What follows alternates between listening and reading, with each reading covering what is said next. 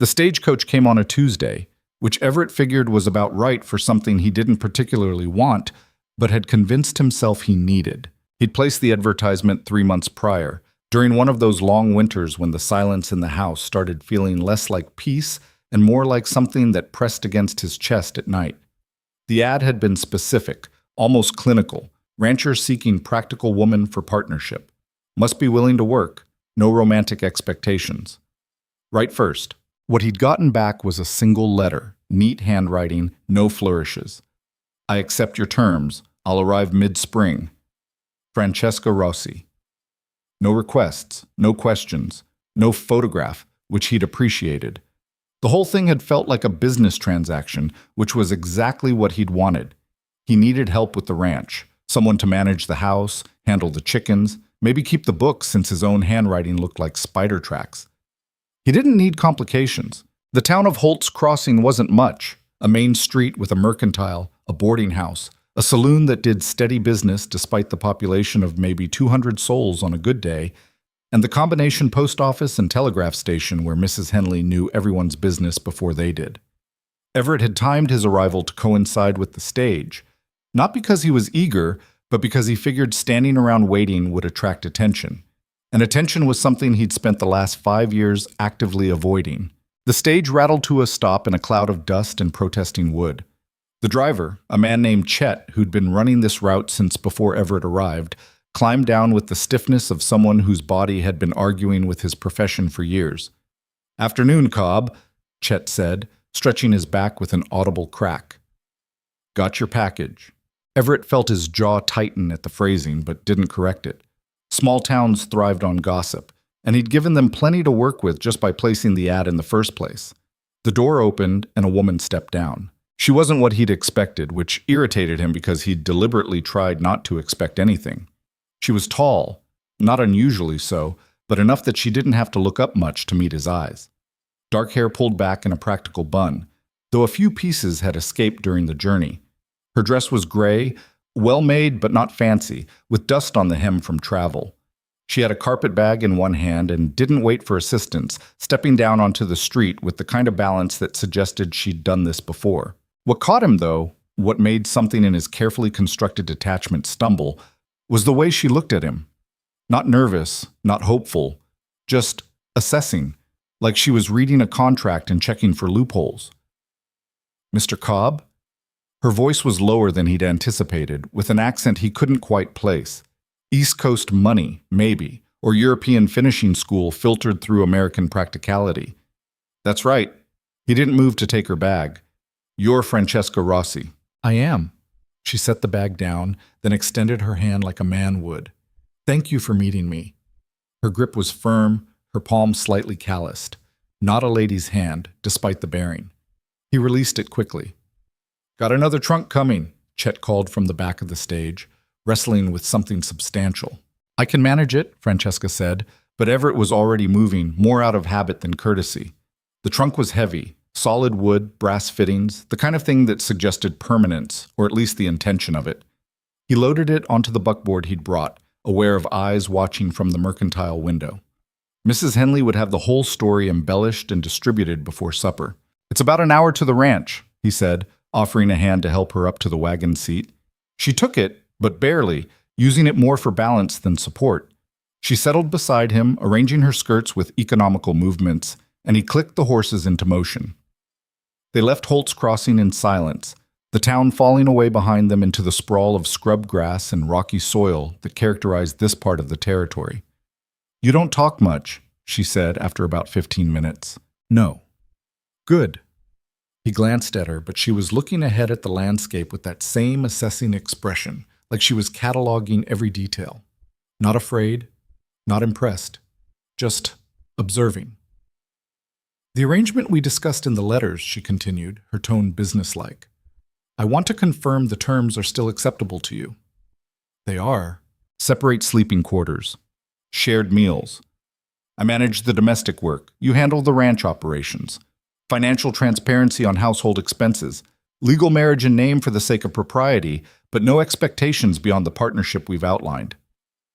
He'd forgotten he'd written it out in such clinical terms. Hearing it spoken aloud made it sound even more sterile than he'd intended, but he nodded. That's the agreement. And the sleeping quarters are actually separate? I need to be clear on this point, Mr. Cobb. I'm not interested in... They're separate. He cut her off, heat creeping up his neck. I'm a man of my word, Miss Rossi. What I wrote is what I meant. Good. She folded her hands in her lap, apparently satisfied. Then we'll get along fine. The ranch came into view as they crested the final ridge, a sprawling collection of weathered buildings set against the backdrop of distant mountains. The main house was 2 stories, built solid but showing its age. The barn leaned slightly to the left, a problem he kept meaning to address. Corrals and outbuildings scattered across the property like someone had thrown seeds and let them grow where they fell.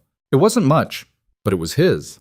Bought with money he'd saved working other men's ranches, built up over 5 years of hard work and careful planning.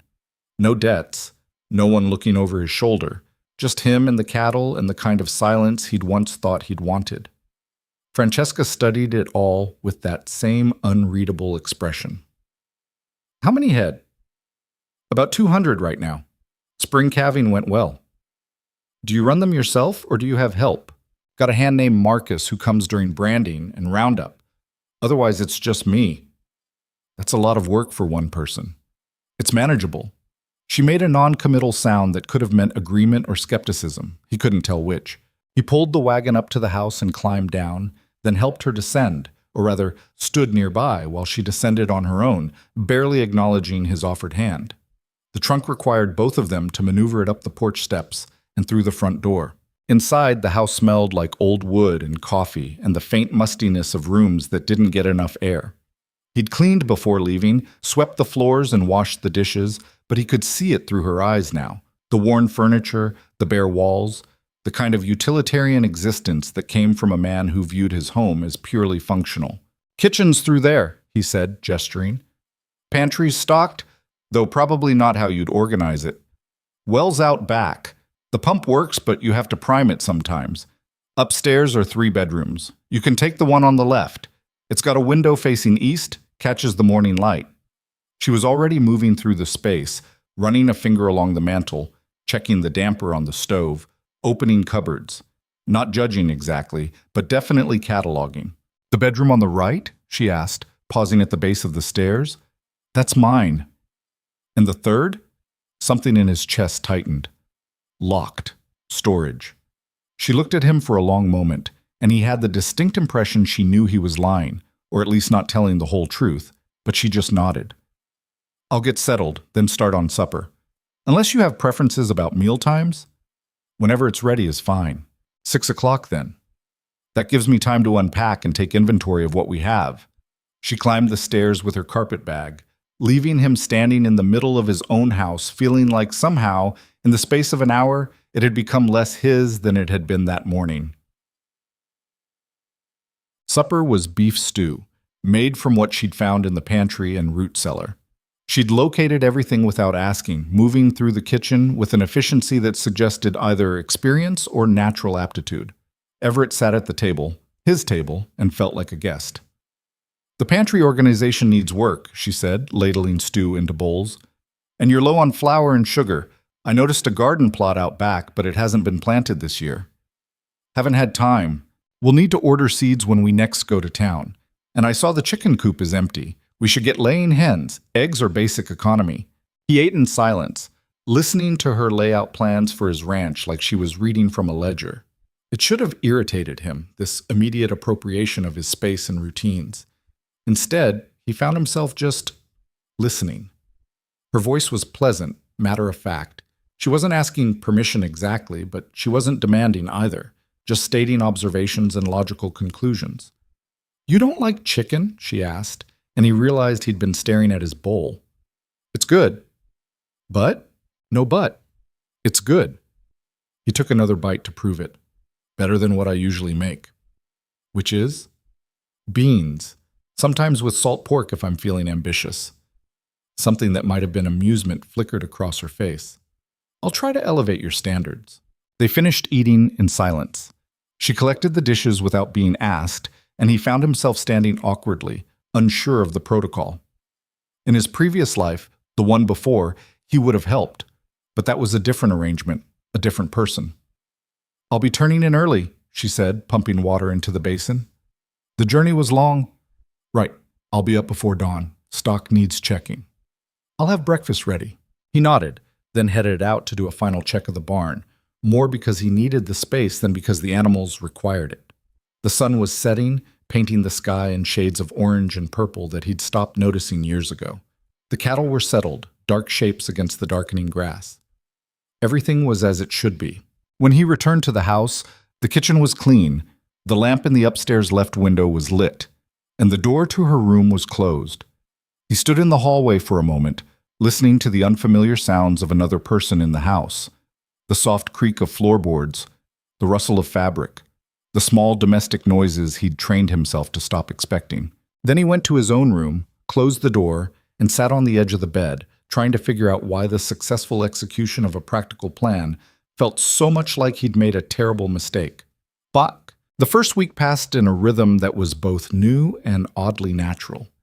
Francesca rose before him somehow, had coffee ready when he came downstairs.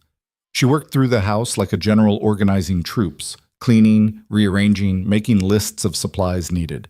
She didn't ask about the locked room again, though he sometimes caught her glancing at the door at the end of the hall. She was good with her hands, he noticed. Fixed the latch on the chicken coop when the new hens arrived. Replanted the garden with seeds she'd ordered through Mrs. Henley, who'd been frankly delighted to have new gossip material.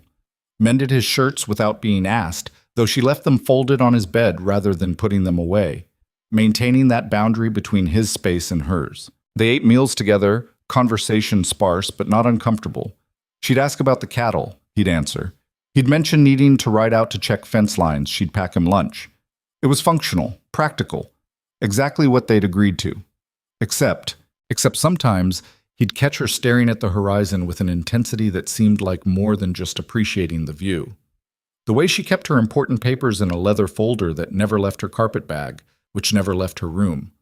The way she tensed slightly when they went to town, her eyes scanning faces like she was looking for someone or afraid of finding them. And then there was the letter. It arrived 3 weeks after she did, delivered by Chet with the regular mail run. Everett had picked it up from town, a stack of correspondence that was mostly bills and agricultural reports. One envelope stood out, cream-colored, expensive paper, addressed to Miss Francesca Rossi in elegant script.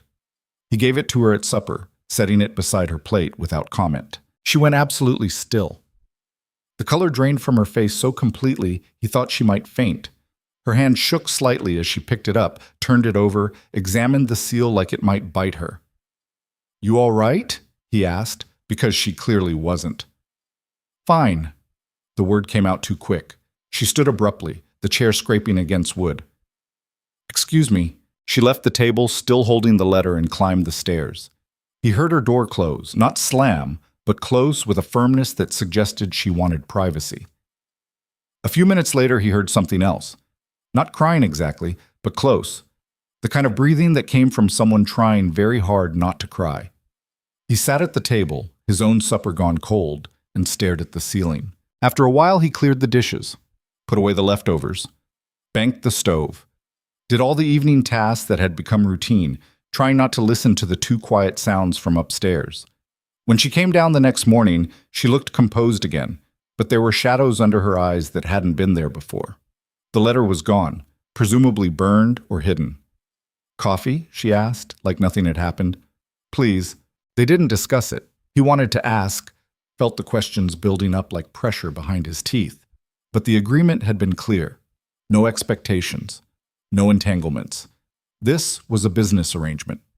Still, that night, when he heard her pacing in her room at 2 a.m, he stood in the hallway outside her door for a full minute, hand raised to knock, before he forced himself to walk back to his own room and pretend he'd heard nothing. The summer heat came on hard and sudden, the way it did in this part of the territory. The work intensified. Cattle to be moved to higher pastures, hay to be cut and stored, the eternal maintenance that a ranch demanded. Francesca adapted, taking on more outdoor tasks despite the sun and dust. She learned to handle the horses, feed the chickens, manage the garden that was now producing more vegetables than he'd seen in years. She still kept her secrets, but she'd relax slightly. Sometimes over supper, she'd offer small pieces of herself. She'd grown up in the city. Which city, she didn't say. Her mother had died when she was young. She could speak 3 languages and had a head for numbers that made managing the household accounts almost trivial. "You could have done better than this," he said one evening, the words coming out before he could stop them. "Then here, I mean, a woman with your education, your abilities." She looked at him over the rim of her coffee cup, something unreadable in her expression. "Better is relative, Mr. Cobb." "Everett," he said. "We're married on paper. Might as well use names." "Everett, then." She tested the word, seemed to find it acceptable. "And I'm Francesca, not Miss Rosie." "All right, Francesca." A pause, crickets singing outside the open window. "What I had before," she said finally, "wasn't better. It was just different. This," she gestured at the simple kitchen, the worn table, the basic life they were building. "This is honest. There's value in that." He wanted to ask what she meant by honest, what she was comparing it to, but she'd already started clearing dishes, the conversation clearly over. That night he dreamed of Sarah for the first time in months. Not the Sarah from the end, wasted and hollow-eyed, but the Sarah from before, laughing at something he'd said, her hands covered in flour from baking bread. He woke up with his chest tight and the locked room at the end of the hall feeling like a weight pressing through the walls. Keys. Marcus arrived in late July for the branding, a wiry man in his 50s who'd worked ranches his whole life and had opinions about everything. He took one look at Francesca and grinned. "Well, hell, Cobb, you finally got smart." "It's not like that," Everett said quickly. "Sure it isn't." Marcus winked at Francesca, who'd come out to meet him. "Ma'am, I hope you know what you're getting into with this one. He's stubborn as a mule and twice as talkative." "I've noticed," Francesca said dryly, and Marcus laughed. They worked for 3 days straight, the branding operation taking all hands. Francesca proved surprisingly capable with a rope, though Everett made her stay back from the actual branding fire. She helped with the calves, managed the supply station, and kept coffee and food flowing at a pace that kept Marcus in good spirits. On the 3rd evening, exhausted and covered in dust, they sat on the porch watching the sunset. Marcus had ridden back to his own place, promising to return for fall roundup. "You did good," Everett said. "With the work, I mean." "Thank you." She was quiet for a moment, then, "He's a good man, Marcus." "Known him since I got here. He helped me get started, taught me what I needed to know." "Does he know?" She didn't specify what she was asking, but he understood. "About the arrangement?" "Probably guesses. But he won't say anything. Not his way."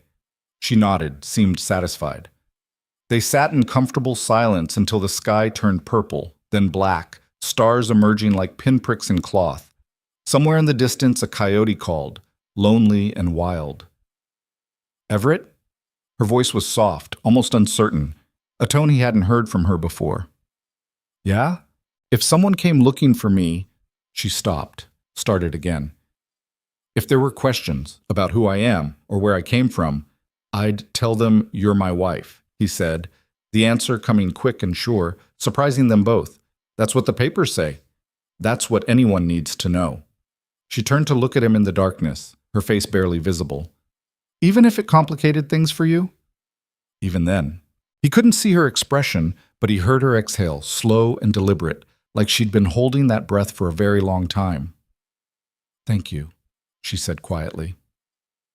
They sat there until the mosquitoes got bad, until the night chill made them both shiver, and then they went inside to their separate rooms, the locked door between them and the rest of the house standing silent and undisturbed, still holding its secrets in the dark. Aki. August brought storms, violent and brief, that turned the prairie into a temporary marsh before the sun baked it dry again. Francesca stood on the porch during one of them, watching lightning split the sky, and Everett watched her from the kitchen window, wondering what she was seeing in all that chaos. The ranch was running better than it had in years. The numbers showed it. The accounts she kept in her precise handwriting, the improvements she'd documented, the small efficiencies that added up to something substantial. He told himself that's all this was, a successful business partnership, a practical solution to practical problems.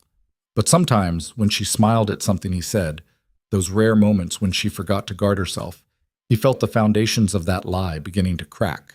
The locked room at the end of the hall remained locked. The secret she carried remained unspoken, and the fragile arrangement they'd built remained exactly that. Fragile, held together by mutual agreement not to push, not to ask, not to expect more than what had been promised. It was working. It was fine. It was exactly what he'd wanted. He told himself that every night, standing in the dark hallway between their rooms, listening to her breathing on the other side of the wall, trying to remember why he'd thought silence and distance were the same thing as peace. The enforcer would arrive on a Thursday morning in early September, when the leaves were just starting to turn, and the air had that first hint of coming cold. But they didn't know that yet. For now there was just the ranch, the work, the careful dance of two people trying very hard not to admit that the arrangement they'd made was starting to feel like something neither of them had bargained for. The summer was ending, and with it, the brief illusion that the past could stay buried, that secrets could stay hidden, and that wanting nothing was the same thing as being safe. The enforcer arrived on a Thursday, just like Everett would later remember, though at the time all he registered was the unfamiliar horse coming up the drive at a pace that wasn't hurried but wasn't leisurely either. Purposeful. That was the word that came to mind as he straightened from checking the fence post he'd been replacing, wiping sweat from his forehead with the back of his hand. The rider was well dressed, which was the first wrong thing. Out here, men wore practical clothes, denim and cotton, worn soft from work and weather. This man wore a coat that probably cost more than Everett made in a month, dark fabric that hadn't seen a day of honest labor. His horse was fine too, a bay gelding with good lines and better breeding than anything in Everett's modest string. Everett set down his tools and started walking toward the house, keeping his pace steady even as something cold settled in his gut. Through the kitchen window, he could see Francesca moving. She'd been baking bread, the smell of it drifting out through the open door. Then she stopped, went still in that particular way she had when something wasn't right. She'd seen the rider too. By the time Everett reached the porch, she was standing just inside the screen door, flour still dusting her hands, her face carefully blank in a way that told him everything he needed to know. This was what she'd been afraid of. This was the someone she'd been watching for. The rider dismounted with practiced ease, looping his reins over the fence rail. Up close, he was younger than Everett had first thought, maybe 30, with the kind of clean-shaven face and neat hair that spoke of regular access to barbershops and hot water. His eyes, though, were older, calculating. "Afternoon," the man said, his voice pleasant enough. Eastern accent, educated. "I'm looking for the owner of this property." "You found him." Everett didn't move from the porch steps, positioning himself between the stranger and his house. Behind the screen door, Francesca had gone completely motionless. "Pell Hutchins." The man didn't offer his hand, which was probably smart given that Everett had no intention of shaking it. "I'm here on behalf of a client who's looking for someone, a woman who may have passed through this area some months back." "That's so." Italian descent, late 20s, dark hair, educated, well-spoken, likely traveling alone, possibly under an assumed name. Hutchins pulled a small photograph from his inside pocket, held it up. "Have you seen this woman?" Everett didn't need to look at the photograph to know who it was, but he looked anyway, taking his time. The image showed a younger Francesca, hair arranged in an elaborate style, wearing a dress that probably cost more than his entire house. She looked like someone else entirely, polished, refined, the kind of woman who attended opera and charity balls, not someone who'd spend her mornings feeding chickens and her afternoons working a vegetable garden. "No," he said, handing it back. "Can't say I have." Something flickered in Hutchins' expression, not quite disbelief, but close. "You're certain? A woman like this would stand out, even in a place like this." "I'm certain." Everett kept his voice level, bored even. "We don't get many strangers out this way, and I'd remember someone who looked like that." Hutchins studied him for a long moment, and Everett forced himself to hold the man's gaze without flinching, without looking toward the house, without giving anything away. Inside, his heart was hammering against his ribs, but he'd learned a long time ago how to keep his face still when it mattered. "I was told," Hutchins said slowly, "that you recently married, brought a woman out from back east." "That's right." "Mind if I meet her?" "I do, actually." Everett crossed his arms. "My wife's not used to entertaining unexpected visitors, and I don't much appreciate strangers showing up uninvited, asking questions. I'm not trying to cause trouble, Mr. Cobb. I'm simply trying to locate someone who's very important to my client. Her father is quite worried about her. Her father. Everett let skepticism color his tone. And he sent you instead of coming himself. Mr. Rossi is a very busy man. He has resources, connections. He's willing to offer a substantial reward for information leading to his daughter's safe return. There it was. The name Francesca had given him, confirmed. And the implication clear as day.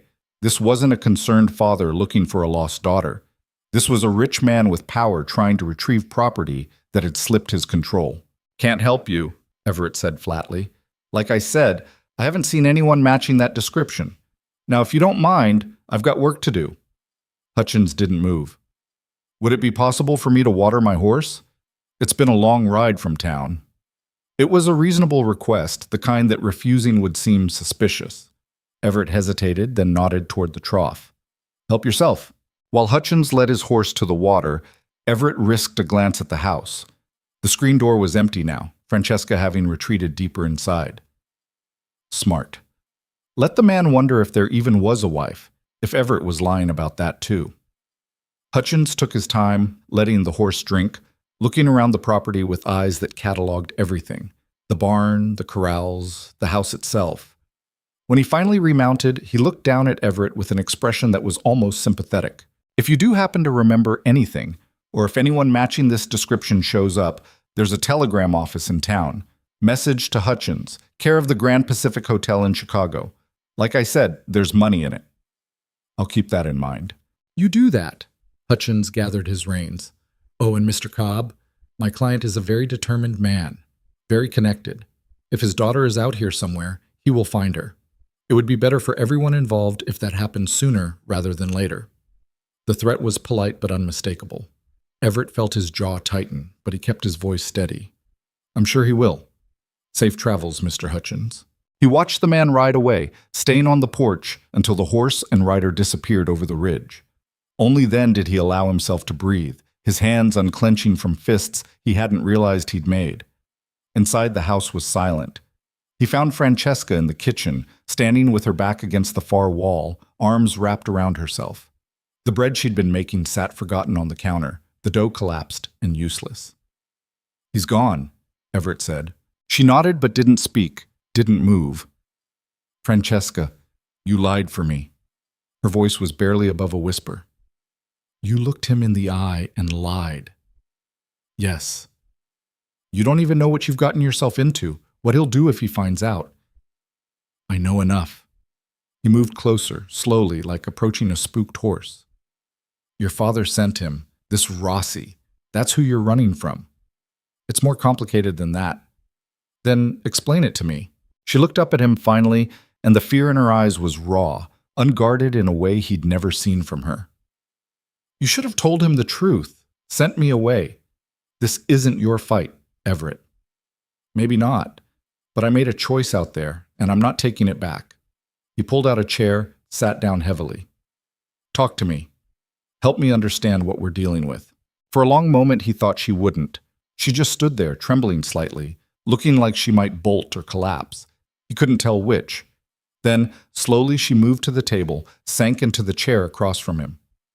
My father is Antonio Rossi, she said, the name coming out like something bitter. Does that mean anything to you? No, it wouldn't out here. Back east, in certain circles, it means everything. Import business, shipping, real estate. Legitimate on the surface, but she shook her head. There are things he does, ways he makes money and maintains power that aren't in any ledger. You're saying your father's a criminal. I'm saying my father is a very wealthy, very powerful man who doesn't believe in letting anything slip his control, including his children. Children. You have siblings? 2 brothers, both of whom do exactly what he tells them, when he tells them, without question. Her hands were twisting together on the table, knuckles white. I was supposed to be the same. Obedient, useful. He'd arranged a marriage for me to a man who would expand his business interests. I was 23, and my opinion on the matter was never requested. Everett felt something cold settle in his chest. Who was the man? Does it matter? He was 56, already buried 2 wives, and my father thought the connection was worth whatever happened to me afterward. She laughed, a sound with no humor in it. I said no. Can you imagine? I actually thought saying no would matter. What did he do? He explained very calmly that I didn't understand the situation, that this marriage would happen whether I agreed or not, that if I tried to refuse, he would make sure I understood the consequences, not to me, but to the people I cared about. My governess, who'd been with me since I was a child, the household staff who'd been kind to me. He's very good at leverage, my father. Everett watched her hands twist together, watched the way she held herself rigid to keep from falling apart. So you ran. I ran, took what money I could access, what jewelry I could sell, and I just left. I knew he'd look for me in the cities with people we knew, so I went where I thought he wouldn't think to look. She met his eyes. To someone who advertised for a wife in a newspaper, a rancher in the middle of nowhere who wanted a business arrangement, no questions asked. You should have told me. Would you have agreed if I had? If you'd known what you were taking on? He wanted to say yes immediately, but honesty made him pause. Would he have? 3 months ago, when he'd placed that advertisement, would he have signed up to stand between a frightened woman and her powerful father? Or would he have done the smart thing, the safe thing, and found someone else? I don't know, he admitted. Maybe not. Exactly. So I gave you what you asked for, a capable woman who could help run your ranch. And I took what I needed, distance and anonymity. She stood abruptly, started pacing. But he won't stop looking. That man, Hutchins, he's just the first. There will be others. My father has money and connections and a very long memory for people who defy him. Then what do you want to do? She stopped pacing, turned to face him. What I want doesn't matter. You need to decide what you're willing to risk. Because if you keep protecting me, if Hutchins reports back that you might be lying, things are going to get complicated for you in ways you can't imagine. I can imagine plenty, Everett said quietly. He thought about the locked room upstairs, about the grief he'd buried there along with Sarah's things, about the years he'd spent building walls around himself because it was easier than feeling anything. You think I don't understand what it means to run from something, to try and build a life where the past can't reach you? That's different. Is it? You ran from a father who wouldn't let you choose your own life. I ran from memories that wouldn't let me live. He stood, faced her across the kitchen. Maybe we're more alike than you thought. She stared at him, something shifting in her expression. What was in the locked room, Everett? The question hit him like a punch to the gut, but he didn't look away. My wife, Sarah. Everything she owned, everything we had together. I locked it up after she died, and I haven't opened it since. How long ago? 5 years. Cancer took her, slow and mean. By the end, she didn't even look like herself anymore. His throat felt tight, the words scraping out. I came out here because I couldn't stand being in the place we'd built together, seeing reminders everywhere. Thought I could outrun it. Did it work? No. Turns out you can't outrun grief.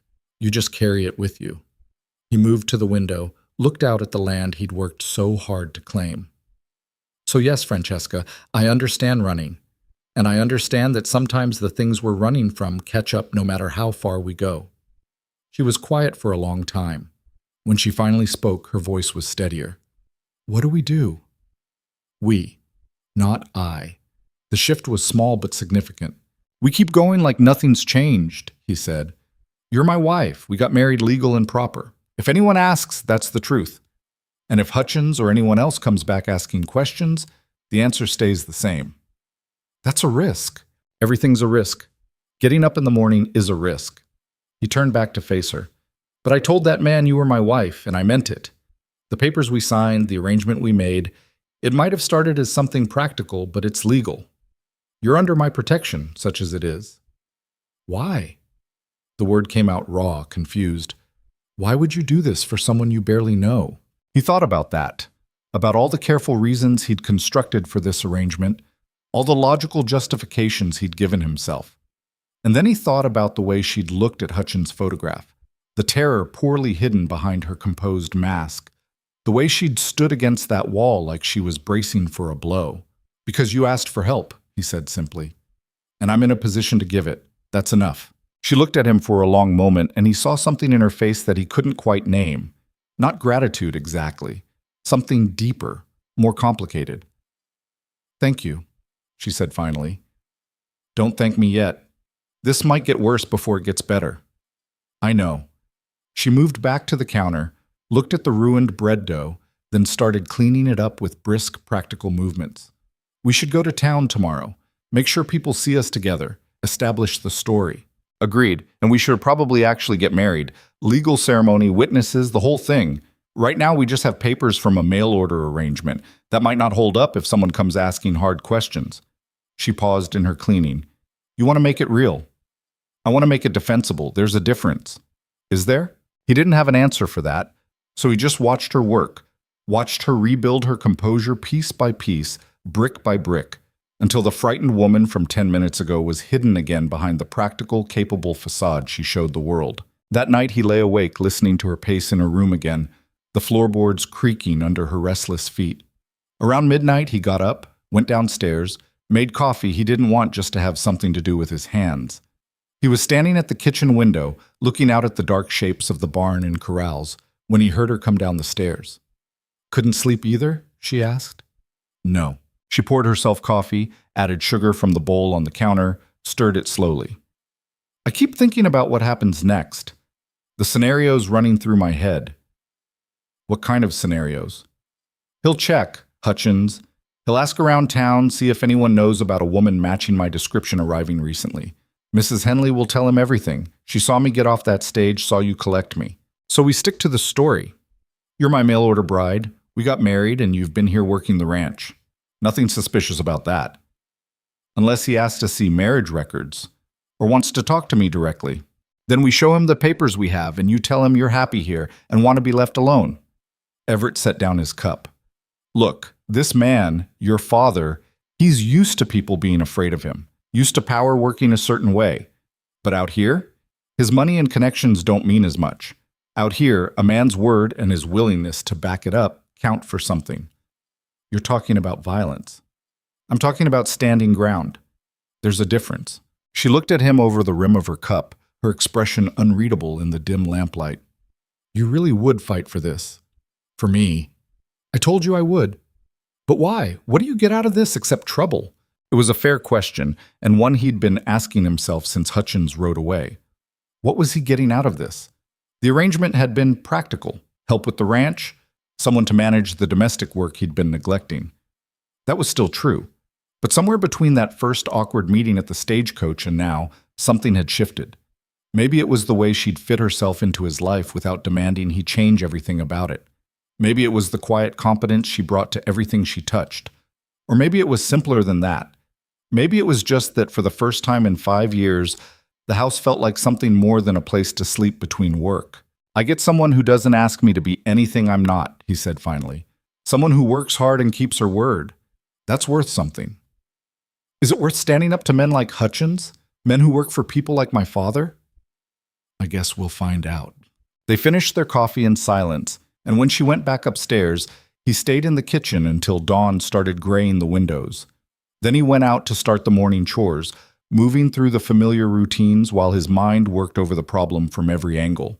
By the time Francesca came out with breakfast, he'd made a decision. "We're going to town today," he said.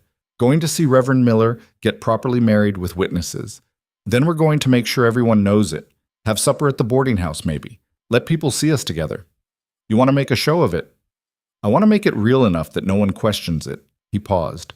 "Unless you don't want to." Want doesn't really enter into it, does it? We need to protect the story. But there was something in her voice, a hesitation that made him look up from his eggs. "If you'd rather not..." "No, you're right. It's the smart thing to do." She sat down across from him, her own plate untouched. "I just want to be clear about what this is. A legal protection. A strategic move. Not what people usually mean when they get married." "I know." He met her eyes. "The arrangement hasn't changed, Francesca. I'm not asking for anything different than what we agreed to." She nodded, seemed to relax slightly. "All right then. We'll go to town." They took the wagon in, arriving around mid-morning when the main street was busy with the usual traffic. Mrs. Henley spotted them immediately from the window of the mercantile, her face lighting up with the kind of delight that meant gossip would be flying before they made it to the church. Reverend Miller was a thin, serious man who'd been ministering to Holt's Crossing for longer than Everett had been alive. He listened to their request with raised eyebrows but no judgment. "You're already married by contract," he said, looking at the papers Everett had brought. "Why the ceremony now?" "Want to do it proper," Everett said, "with witnesses and blessing, the way it should be done." The Reverend looked between them, his gaze sharp. "This is a sacrament, not a business arrangement. I need to know you both understand what you're entering into." "We understand," Francesca said, her voice steady. "We want to be married in the eyes of the law and the community, for better or worse, in sickness and health, till death parts you." Everett felt the weight of those words, felt them settle in his chest like stones. Sarah had said those words once, meant them with everything she had, and he'd watched death part them anyway.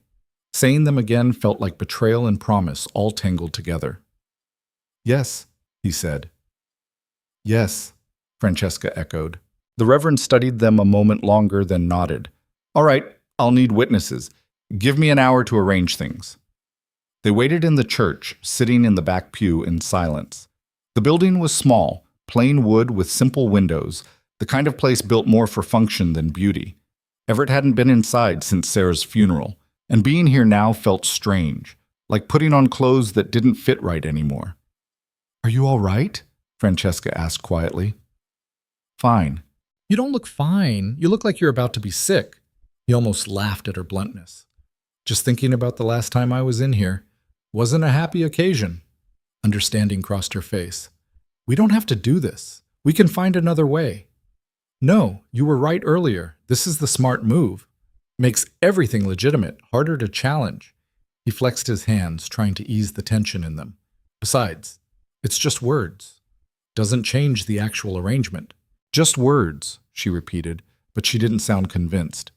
The Reverend returned with Mrs. Henley and her husband, both of whom looked delighted to be included in the drama. A few other townspeople had gathered as well, drawn by curiosity or Mrs. Henley's efficient gossip distribution network. The ceremony was brief. Everett heard himself say the words, heard Francesca say them back, her voice clear and firm. He slipped a ring on her finger, a simple gold band he'd bought from the jeweler that morning, nothing fancy. She hadn't expected it, he could tell from the slight widening of her eyes, but she held her hand steady while he placed it. "You may kiss the bride," Reverend Miller said. Everett hesitated. They hadn't discussed this part, hadn't planned for it. But people were watching, and not kissing her would look strange, would raise questions they couldn't afford.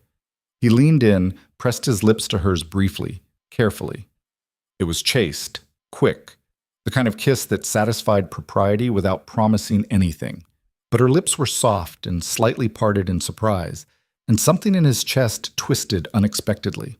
When he pulled back, her cheeks were flushed, and she wouldn't quite meet his eyes. The small crowd applauded. Mrs. Henley dabbed at her eyes with a handkerchief, already composing the story she'd tell. They signed the register, made it official in every way that mattered legally. "Congratulations," the Reverend said, shaking Everett's hand. "May you both find happiness together." Happiness. The word felt foreign, like something from a language he'd forgotten how to speak. They left the church to well wishes and congratulations, endured Mrs. Henley's insistence on hosting them for tea, made small talk with neighbors Everett barely knew. All the while, he was aware of Francesca beside him, playing her part perfectly. The blushing bride, the happy wife, the woman grateful to have found a good man. It was a performance, and they both knew it. But somewhere in the middle of accepting congratulations and fielding questions about their plans, Everett caught himself watching her, really watching her.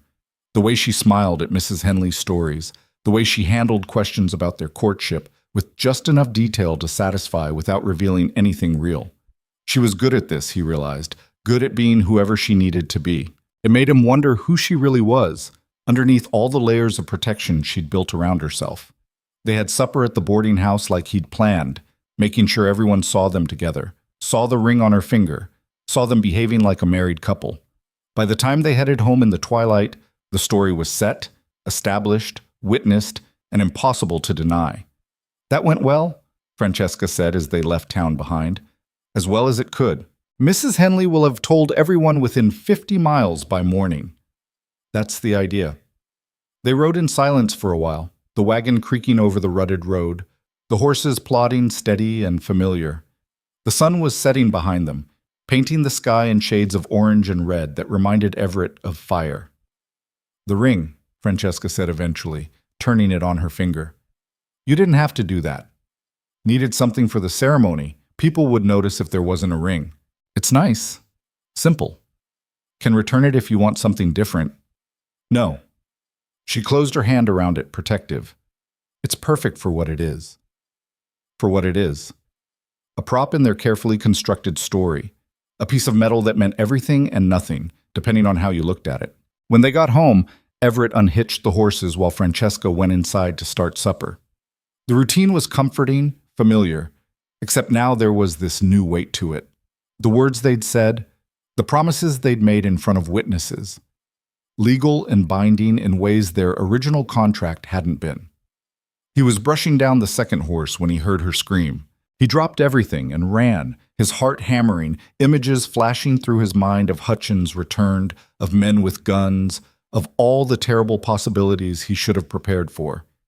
He burst through the kitchen door to find Francesca standing in the middle of the room, staring at the table. Another letter. Cream-colored paper, expensive, the handwriting the same elegant script as before. "Don't touch it," she said when he moved forward. Her voice was shaking. "Just don't. Francesca." "He knows. He knows I'm here. He knows about you. He knows everything." She wrapped her arms around herself, the same defensive posture she'd had when Hutchins arrived. "How? How does he know?" Everett picked up the letter, turned it over. No postmark, which meant someone had delivered it directly. Left it here while they were in town, while the house was empty. "Someone was here," he said, cold anger replacing fear. "Someone came into our house. He has people everywhere. I told you he has connections." She was pacing now, agitated. "We should never have gone to town, should never have made it public. Now he knows for certain. Open it." "What?" "Open the letter. Let's see what he has to say." Her hands were shaking as she took it from him, broke the seal, unfolded the single sheet inside. Her eyes scanned the contents, and the color drained from her face. "Read it to me," Everett said. "I can't read it." She swallowed hard, then began, her voice barely above a whisper. "My dearest Francesca, I trust this letter finds you well, though I confess I am disappointed by the choices you have made. I understand you believe you have found safety in this remote location, with this rancher. I want you to know that I bear Mr. Cobb no ill will. He is, I'm sure, a decent man who thought he was helping you. But this situation cannot continue. You have responsibilities, commitments that cannot be avoided simply because you find them inconvenient. I am prepared to be reasonable. Return home within the month, and we will discuss your future like civilized people. Refuse, and I will be forced to take steps to protect our family's interests and reputation. You know I have the resources to make life very difficult for those who stand in my way.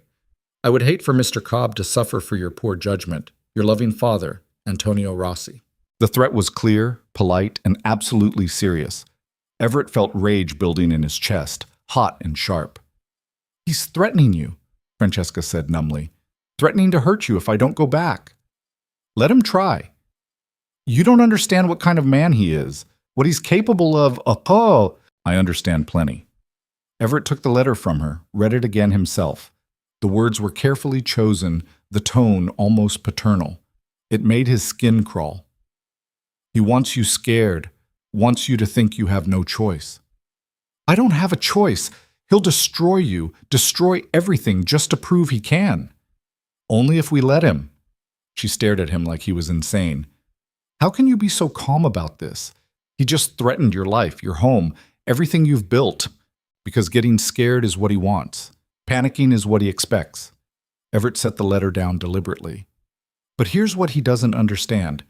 I'm not some business associate he can intimidate. I'm not part of his world where money and connections solve everything. Out here, things work different. That won't protect you from him. Maybe not, but I'll be damned if I'm going to let some rich bastard who thinks he owns his daughter come in here and dictate terms. He moved to the window, looked out at his land. The land he'd worked for, bled for, built from nothing. This is my home. You're my wife, legal and proper as of this afternoon. And I don't take kindly to threats. Everett, please, you have to understand. No, you have to understand. He turned back to face her. I made a choice when Hutchins was here. I made it again today in that church, and I'm making it now. You're not going back to him, not unless you want to, and something tells me you don't. Of course I don't want to, but wanting doesn't matter when it matters to me. The words came out harder than he intended. You think I don't know what it's like to feel trapped? To have someone else's decisions control your whole life? I watched my wife die slowly, piece by piece, and there wasn't a damn thing I could do about it. Couldn't fix it, couldn't stop it, couldn't even make it easier. Just had to watch and wait and know that every choice I made didn't matter because the ending was already written. She went very still, watching him with wide eyes. So yeah, he continued, I understand feeling powerless. And I understand that sometimes the only control you have is choosing how you're going to stand when everything falls apart. Your father thinks he can make you come back through threats? Fine. Let him try. But he's going to find out that some things can't be bought or bullied into submission. You're talking about fighting him. Really fighting. I'm talking about not rolling over. He picked up the letter again, walked to the stove, and fed it to the fire. They both watched it curl and blacken, the expensive paper turning to ash. He wants an answer within a month? Here's his answer.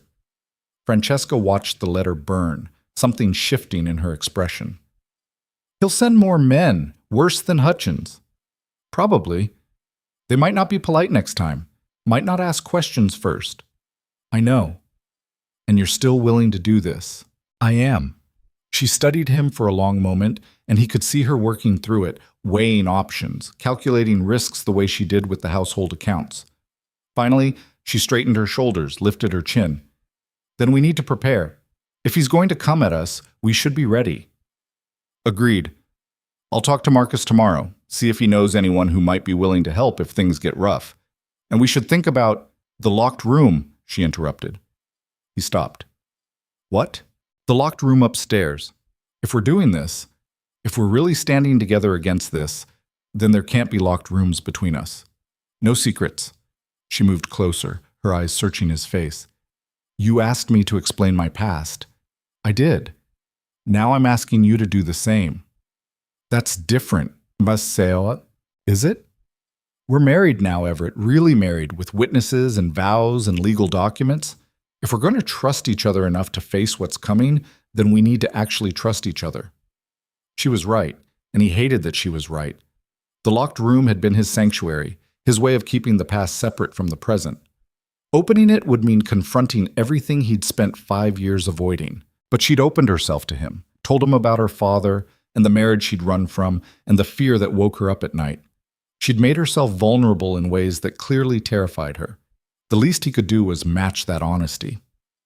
All right, he said quietly. Tomorrow. I'll open it tomorrow. She nodded, satisfied. Thank you.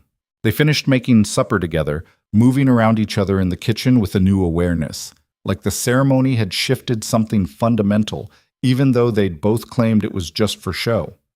Every accidental brush of hands felt weighted, significant in ways he couldn't quite name. That night, he stood in the hallway outside the locked room for a long time, key in hand, trying to gather the courage to turn it. Behind him, he could hear Francesca moving in her room, getting ready for bed. She didn't come out, didn't pressure him, just gave him the space to make the choice himself. He didn't open it. Not yet. But he stood there until his hand cramped around the key, until he could almost feel Sarah's presence on the other side of the door, patient and waiting. Tomorrow, he told himself. Tomorrow he'd face it. But tomorrow came with its own complications, because Marcus arrived before breakfast with news that made everything more urgent. There's men asking questions in town, Marcus said, accepting the coffee Francesca offered him. 3 of them, well-dressed, city types. Showed up yesterday, started talking to people about a woman who might have come through a few months back. Italian, dark-haired, educated. Did anyone tell them anything? Everett asked. Mrs. Henley told them about your mail-order bride, about the wedding yesterday. Thought she was being helpful, poor woman. Didn't realize she was giving them exactly what they wanted. Francesca had gone pale again, her cup rattling slightly against the saucer. What did they do when they heard? Asked where your ranch was, when you'd be back in town. Marcus looked between them, his weathered face serious. I don't know what you two have gotten mixed up in, and I'm not asking, but those men aren't here for conversation. They've got the look of trouble about them. How long do we have? Everett asked. Hard to say. Could be they come today, could be they wait and watch. But they're coming, that's certain. Everett stood, started pacing. 3 men, probably armed, definitely dangerous. And he was just one person with a rifle and a stubborn streak. I can get help, Marcus offered. Got some friends who owe me favors, men who know how to handle themselves. This isn't your fight. Maybe not, but you've been good to me, Cobb. And I don't like seeing city folks come out here thinking they can push ranchers around. He glanced at Francesca. Besides, man's got a right to protect his wife. The word hung in the air. Wife. Legally, officially, irreversibly true as of yesterday afternoon. I'd appreciate the help, Everett said finally. But I won't hold it against anyone who wants to stay clear. This could get ugly. Ugly's relative. Marcus stood, drained his coffee. I'll round up a few boys, be back before nightfall. In the meantime, you might want to make sure you're prepared for visitors. After he left, Francesca and Everett looked at each other across the kitchen table. This is it, isn't it? She said. The point where everything either holds or falls apart. Looks like. I could leave, take a horse, head further west, lead them away from here. And go where? Do what? Run again? I've gotten good at running. Yeah, well, maybe it's time to stop. He reached across the table, caught her hand before she could pull away. We made promises yesterday. Maybe they started as strategy, but they're real now, on paper and in front of witnesses. You're my wife, Francesca. I'm not letting anyone take you against your will. Her hand trembled in his, but she didn't pull away. Even if it cost you everything? Even then. Why? The question was raw, desperate. Why does this matter so much to you? He thought about Sarah, about the locked room, and the grief he'd carried for 5 years. About the way Francesca had brought life back to this house without asking him to be anything he wasn't. About the strange, complicated thing that had grown between them in the space of a few months. Not love, not quite, but something real nonetheless. Because choosing to stand matters, he said finally. Because you asked for help and I gave my word. And because... He paused, searching for the right words. Because I'm tired of letting fear make my decisions. She squeezed his hand hard, then let go and stood. Then we should prepare. If men are coming, we need to be ready. They spent the day turning the ranch into something defensible. Everett checked his ammunition, cleaned his rifle and pistol, positioned them where he could reach them quickly. Francesca, to his surprise, proved to know her way around weapons, helping him load spare magazines with steady hands. My father believed his daughter should know how to protect herself, she explained at his questioning look. He just didn't expect I'd need protecting from him. As the sun started to set, Marcus returned with 4 other men, ranchers and ranch hands Everett knew by sight, if not by name. Hard men who'd built their lives through sweat and stubbornness, who didn't take kindly to outsiders coming in throwing their weight around. Figured you could use the numbers, Marcus said. This here's Jim, Paul, Stevens, and that quiet one's Dutch. All of them good in a fight if it comes to it. Appreciated, Everett said, shaking hands all around. But I want to be clear. I'm not looking to start violence if it can be avoided. Understood. But if these city boys want to make it violent, best to be prepared. Jim, a barrel-chested man with a scar across his cheek, checked his rifle with practiced ease. Marcus says they're asking about your wife? They are. She here of her own free will? She is. Then that's all we need to know. A man's got a right to his home and his family. They want to challenge that. They can try. They didn't have to wait long. The riders came just as full dark settled, 3 horses moving slow and deliberate up the drive. Everett had positioned everyone carefully, Marcus and 2 men in the barn, the other 2 in the house upstairs. He stood on the porch, rifle visible but not aimed, with Francesca just inside the door. The men who dismounted were different from Hutchins. Harder, less polished. The kind who got hired when talking didn't work anymore. Evening, the lead one said. He was tall, broad-shouldered, with a face that had seen its share of fights. "We're looking for Mr. Cobb." "You found him. Name's Reeves. I work for Antonio Rossi. I believe you have something that belongs to him." "I don't have anything of his." "His daughter, Francesca Rossi. We have reason to believe she's here." "My wife is here, yes, but she's not anyone's property to claim." Reeves smiled, but it didn't reach his eyes. "There seems to be some confusion. Miss Rossi is promised to another man, a commitment made by her father. This marriage of yours, that's not legitimate. Got papers that say different. Got witnesses, too. Whole town saw us marry yesterday. Papers can be falsified, and a marriage made under false pretenses can be annulled." Reeves took a step closer. "Mr. Rossi doesn't want trouble. He just wants his daughter back where she belongs. You let her go peaceful, and everyone walks away clean. And if I don't, then things get complicated." The threat was clear, backed up by the two men flanking Reeves, both with their hands resting on holstered weapons. "You seem like a reasonable man, Mr. Cobb, smart enough to know when he's outmatched." From the shadows of the barn, Everett heard the distinctive sound of a rifle being cocked, then another from the upstairs window. Reeves and his men tensed, suddenly aware they weren't alone. "See, here's the thing," Everett said, his voice calm. "You might be right that you could take me in a fight, but you're not just dealing with me. This is my land, my community, and out here, we look after our own." Marcus stepped out of the barn, rifle leveled. "That's right. And the lady's made her choice clear. She wants to stay. So unless you got a legal writ saying otherwise, I suggest you mount up and ride out." Reeves's jaw tightened. "Mr. Rossi won't accept this." "Mr. Rossi can come make his case in person," Everett said. "But his daughter is staying here, as my wife of her own free will. That's the end of it." For a long, tense moment, no one moved. Everett could feel his heart hammering, could see Reeves calculating odds, weighing options, 6 against 3, and they'd lost the element of surprise. Finally, Reeves stepped back. "This isn't over, Cobb. You're making a powerful enemy. Wouldn't be the first time." They mounted up, but before riding out, Reeves looked back. "He'll come for her himself, and when he does, your friends won't be enough to stop him." Then they were gone, swallowed by the darkness beyond the reach of the porch light. No one spoke for a full minute after the sound of hooves faded. Then Marcus let out a long breath. "Well, that could have gone worse.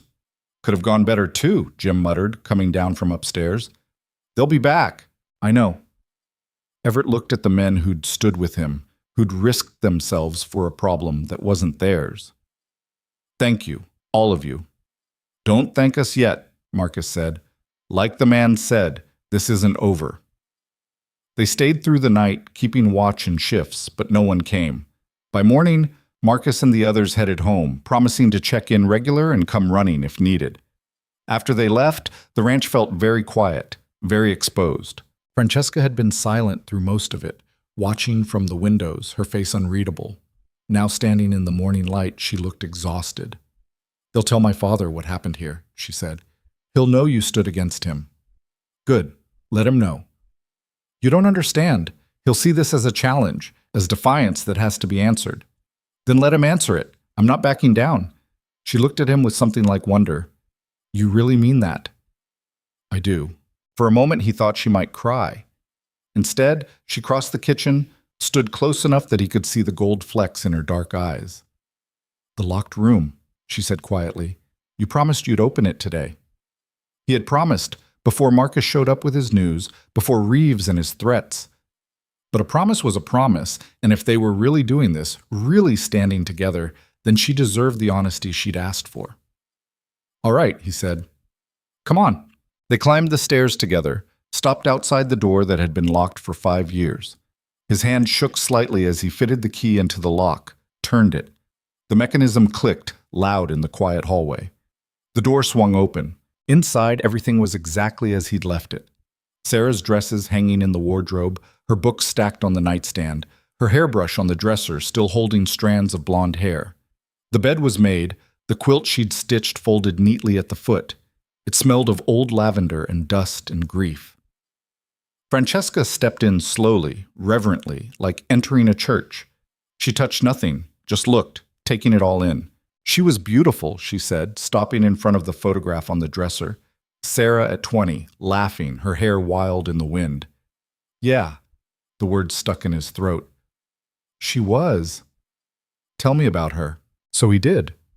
Told her about how they'd met, about the life they'd planned, about the ranch they were going to build together before the sickness came, about watching her fade, about the helplessness and rage and grief that had driven him here, to this place, trying to outrun memories that followed anyway. Francesca listened without interrupting, without offering empty comfort. When he finished, she just nodded. Thank you for telling me, for letting me see this. What now? He asked. Now we clean it out. Not throw it away, she added quickly, but pack it up properly.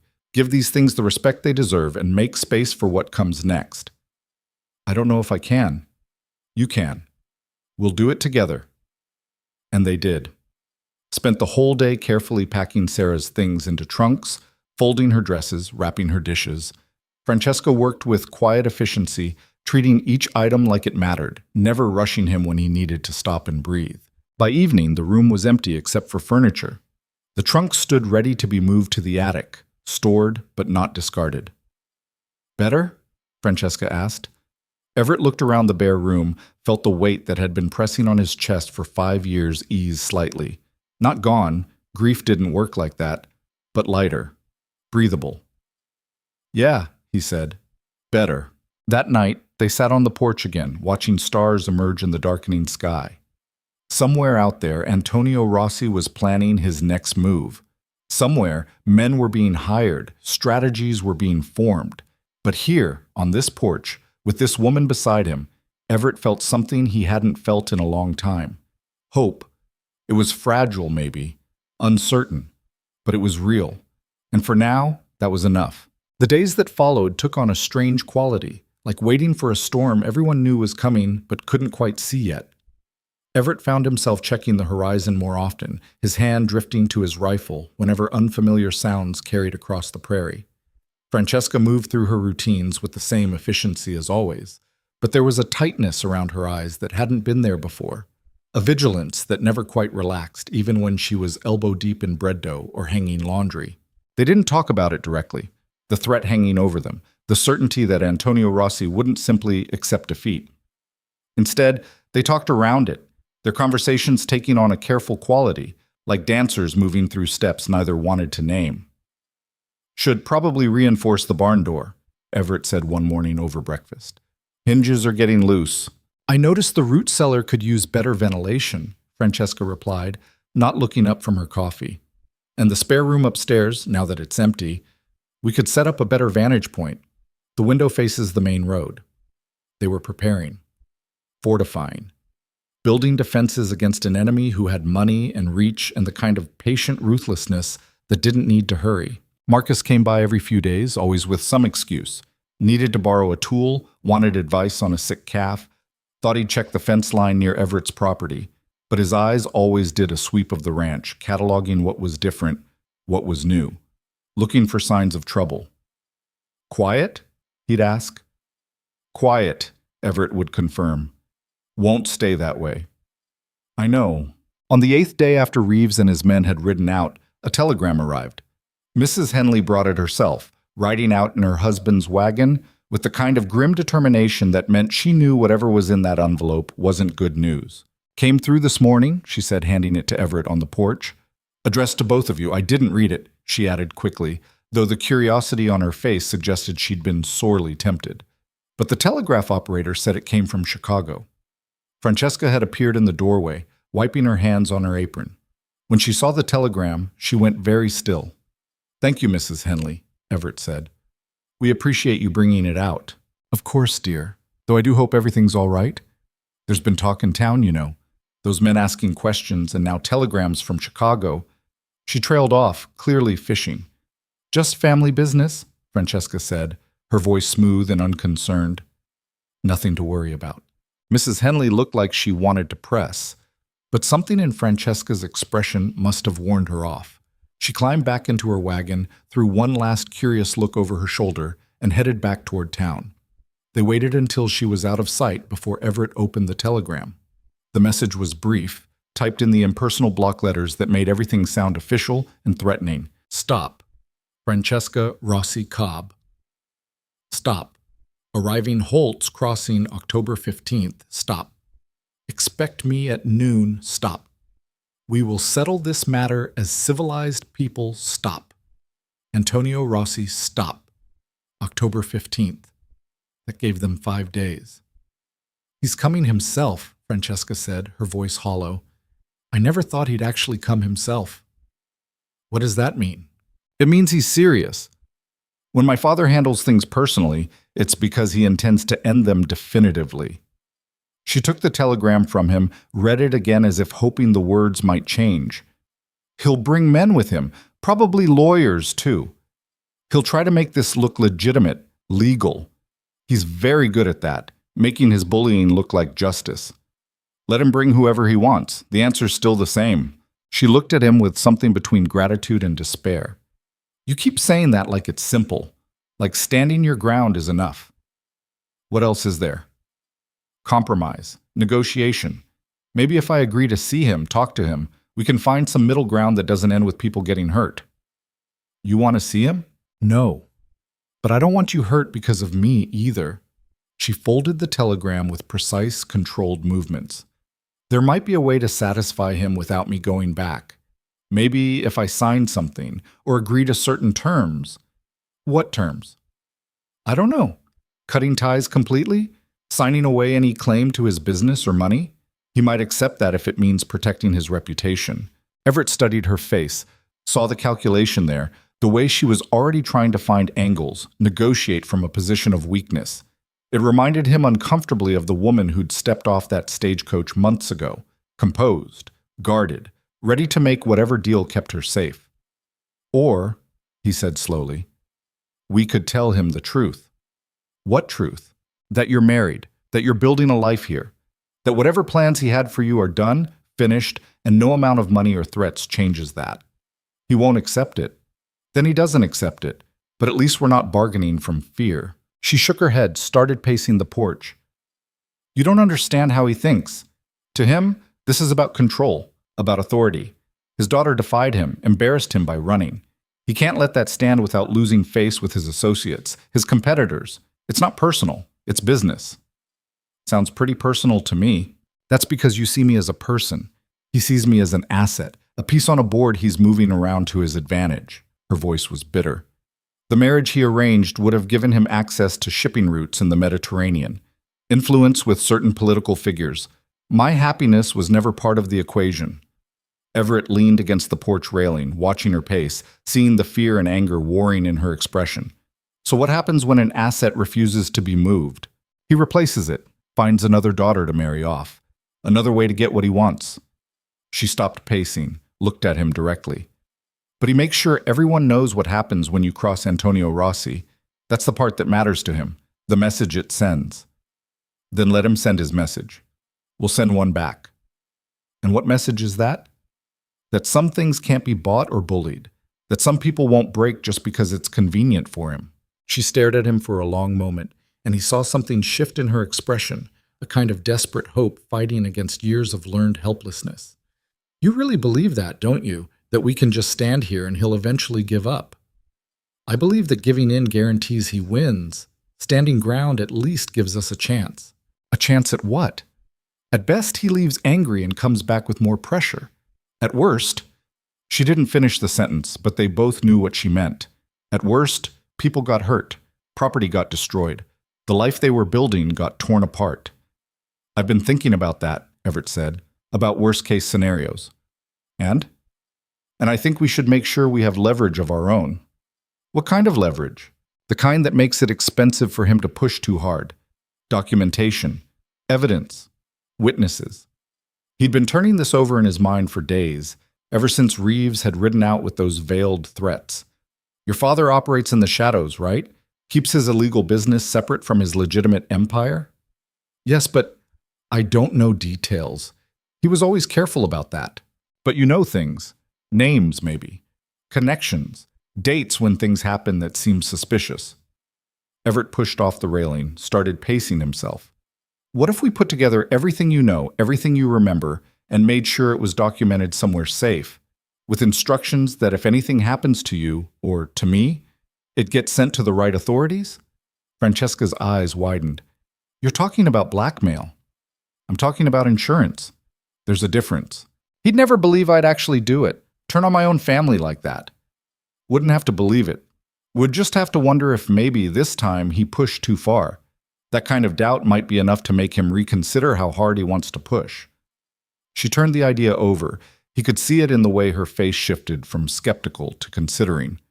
I'd have to remember everything, write it all down, names, dates, transactions I overheard or saw records of. Could you do that? Maybe.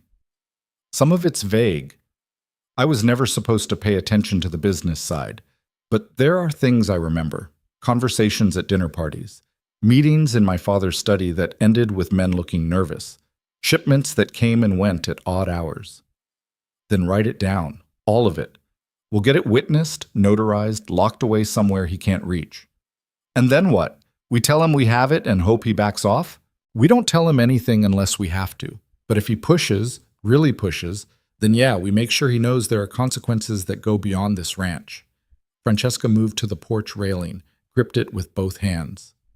He'll hate me for this. Really hate me. Not just for running, but for threatening everything he's built. Does that matter? She was quiet for a long time. When she finally spoke, her voice was steady but sad. No. I suppose it doesn't. He stopped being my father the day he told me my life wasn't my own to live. This is just making it official.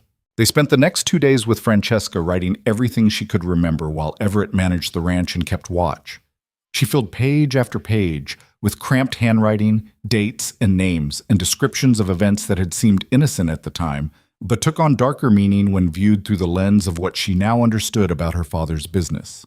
There was a man named Cowboy, she said one evening, not looking up from her writing. He came to dinner once when I was 16. My father introduced him as a business partner from New York. They talked about shipping manifests, about ways to consolidate routes. It seemed boring at the time, but I remember Cowboy saying something about how certain customs officials could be persuaded to overlook discrepancies. My father laughed, said that was what made business interesting. Everett watched her write it down, saw the way her hand trembled slightly. You all right? I'm betraying my family, writing down things that could destroy my father's reputation, maybe even send him to prison. She set down her pen, rubbed her eyes. I should feel worse about it than I do. Why don't you? Because he was willing to destroy me first, willing to sell me off like property to protect his interests. This is just returning the favor. The bitterness in her voice was sharp enough to cut. Everett wanted to say something comforting, something that would ease the pain of what she was doing, but he'd learned enough about Francesca to know she didn't want comfort. She wanted honesty.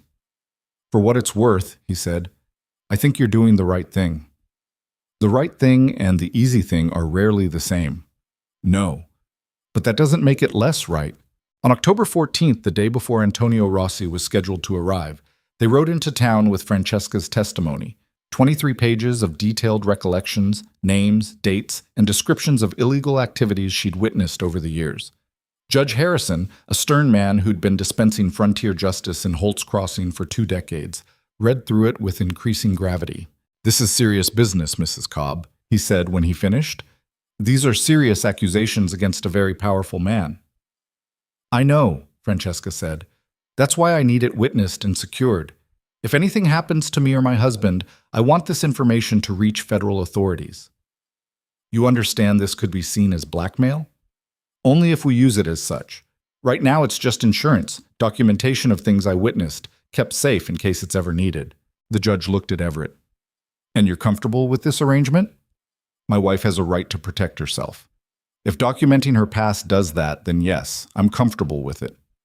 Harrison nodded slowly, then pulled out his stamp and seal.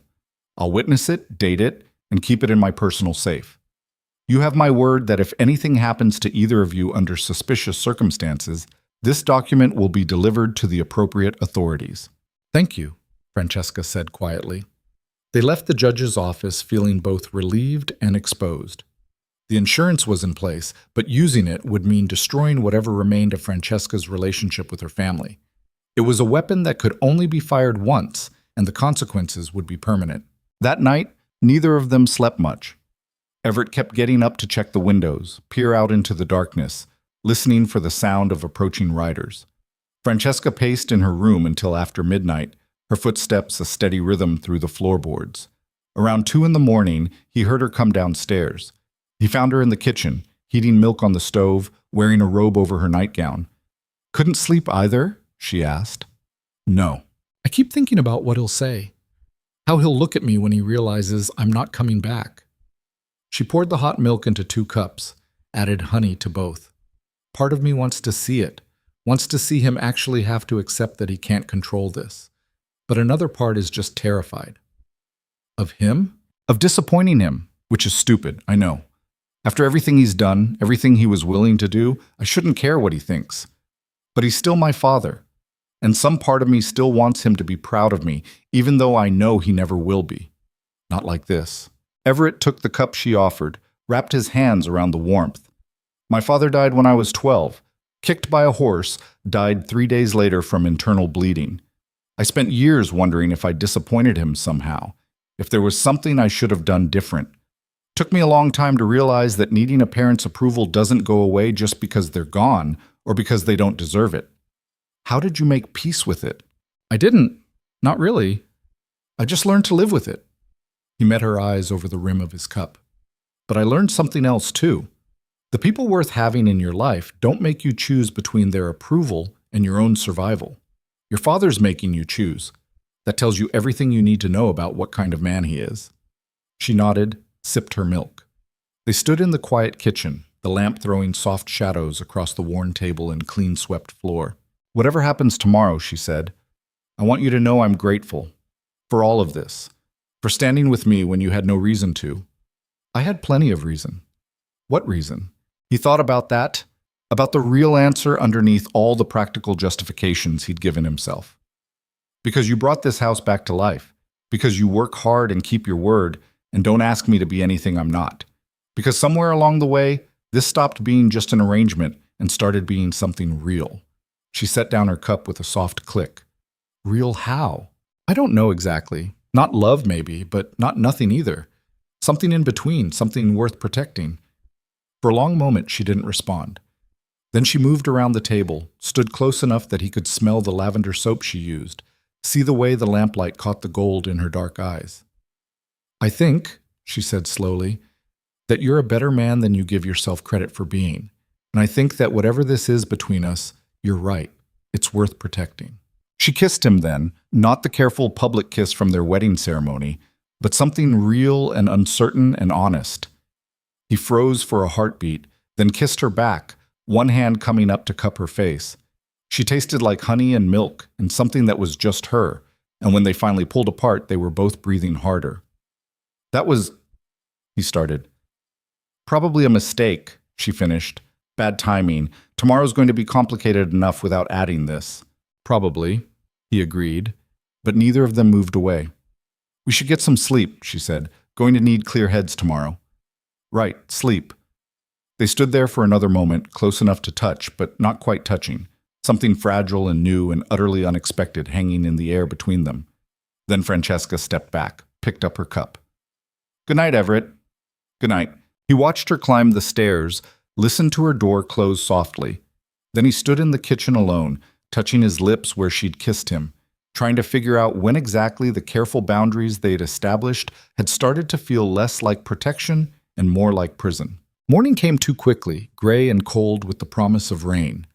Everett was up before dawn, doing a final check of the property, making sure everything that could be secured was secured. Marcus arrived just after breakfast with Jim and 2 others, settling themselves in positions where they could watch without being obvious about it. "Not looking for trouble," Everett told them. But if it comes, you want to be ready. We know." Marcus checked his rifle for the 3rd time. "This father of hers, he strikes you as the reasonable type?" "No." "Didn't think so." "Well, we're here if you need us. Just give the word." Francesca spent the morning getting ready with the kind of deliberate calm that suggested she was holding herself together through sheer force of will. She wore her best dress, the dark blue one that made her look like the educated city woman she'd been before she came here. She put up her hair in the elaborate style from the photograph Hutchins had shown, transforming herself back into the person her father would expect to see. "How do I look?" she asked, turning for Everett's inspection. "Like you're going to war." "That's accurate." She smoothed her skirt, her hands not quite steady. "Do you think he'll be reasonable? If I explain everything calmly, rationally, show him I've made a good life here? Honestly? Please." "No, I think he's coming here to assert control, and he won't leave until he feels like he's gotten it. Best we can hope for is that he accepts the reality without making it violent." She nodded, having clearly expected that answer. "Then we'd better be ready to stand firm." At 11:30, they took up positions on the porch, Everett with his rifle propped against the railing, Francesca standing beside him with her chin up and her shoulders back. They waited. The riders appeared at 11:45, 4 of them. Everett recognized Reeves in the lead and another of the men from that first confrontation. The third was clearly a lawyer, neat suit and carrying a leather case. And the fourth, Antonio Rossi, sat his horse like a man accustomed to being in charge. He was perhaps 60, iron gray hair, and a face that had probably been handsome once but had hardened into something more like granite. Expensive suit, gold watch chain, the kind of casual wealth that didn't need to announce itself because everyone already knew. His eyes, when they found Francesca, were cold and assessing. "Francesca," he said, his voice carrying the same faint accent she had. "I see you've been hiding in the wilderness." "Father," her voice was steady, formal. "This is my husband, Everett Cobb." Rossi's gaze shifted to Everett, dismissive and thorough all at once. "The rancher, how quaint." He dismounted with the help of Reeves, brushing dust from his coat like the dirt of the frontier might contaminate him. "I trust you received my telegram." "We did," Everett said. "Good. Then you understand why I'm here." He turned back to Francesca. "This situation has gone on long enough, my dear. It's time to come home." "This is my home now." "This?" Rossi looked around the ranch with obvious disdain. "This hovel in the middle of nowhere? You were raised for better than this, Francesca. I gave you education, refinement, opportunity, and you threw it away to play house with a dirt farmer?" "Rancher," Everett corrected, his voice level. "And she didn't throw anything away. She chose a different life than the one you planned for her." Rossi looked at him like he was a particularly uninteresting insect. "You will not speak to me about what my daughter chose. She's a child who ran away from her responsibilities. Nothing more." "I'm 28 years old," Francesca said, her voice harder now. "I'm not a child, and I didn't run from responsibility. I ran from being sold off like cattle." "Sold?" Rossi's laugh was sharp and humorless. "Such dramatic language.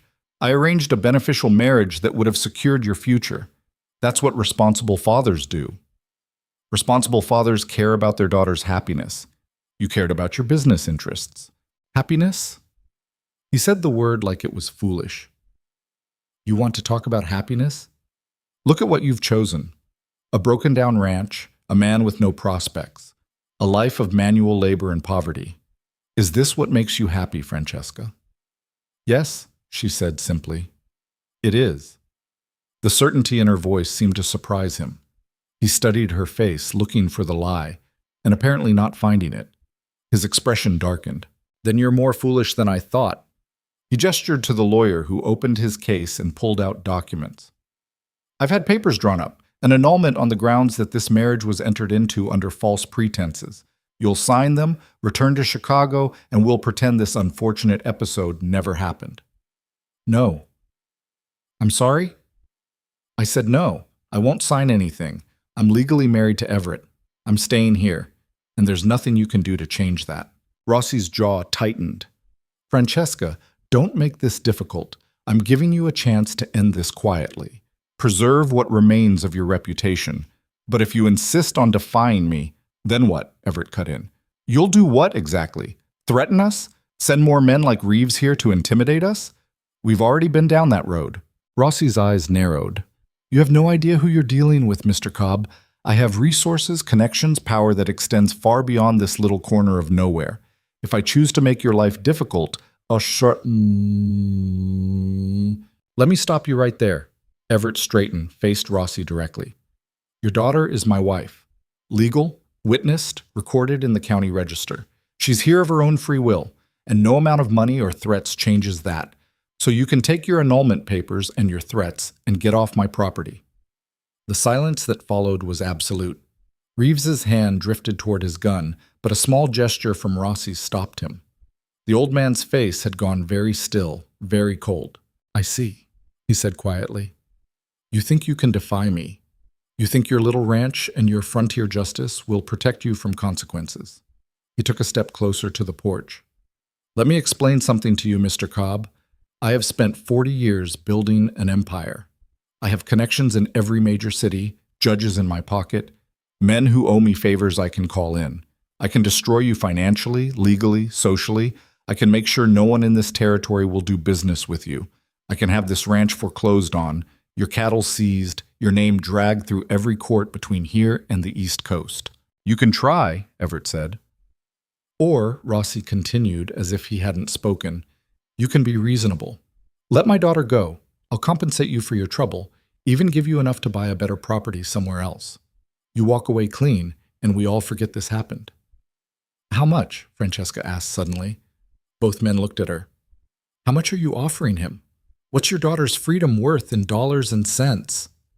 Rossi's expression flickered. "This isn't about money." "Yes, it is. It's always been about money with you. Every decision, every arrangement, every relationship measured by what it adds to your empire." Her voice was shaking now, but not with fear, with rage. "So tell me, Father, what's the price? How much are you willing to pay to get your disobedient daughter back under control?" "Francesca, 10,000? 20? How much is enough to erase the embarrassment I've caused you? To repair the business deal I destroyed by running?" "You don't understand. I understand perfectly." She moved to the edge of the porch, stood beside Everett. "I understand that you see people as assets to be managed, that love and family are just tools you use to get what you want. And I understand that I'm done letting you treat me that way." Rossi's face had gone red. "You ungrateful." "Oh, who? I'm ungrateful. You were going to marry me off to a man old enough to be my grandfather, to someone I'd never even met, just to expand your shipping routes. You told me my opinion didn't matter, that my role was to obey and be useful. And when I said no, you threatened people I cared about to force me into compliance." Her hands were clenched into fists. "So, yes, Father, I'm ungrateful. I'm ungrateful that you value me so little. I'm ungrateful that my entire life was just a transaction waiting to happen. I gave you everything. You gave me things. Not love, not respect, not the freedom to choose my own path." She took a breath, steadied herself. "I'm not coming back. Not for money, not for threats, not for anything. I built a life here that's mine, a partnership based on honesty and respect, and I'm not giving that up to go back to being your property." Rossi stared at her, something working in his face, rage and hurt and disbelief all tangled together. For a moment, Everett thought he might actually back down, might actually hear what his daughter was saying. Then the old man's expression hardened back into granite. "You'll regret this," he said quietly. "Both of you. I'll make sure of it."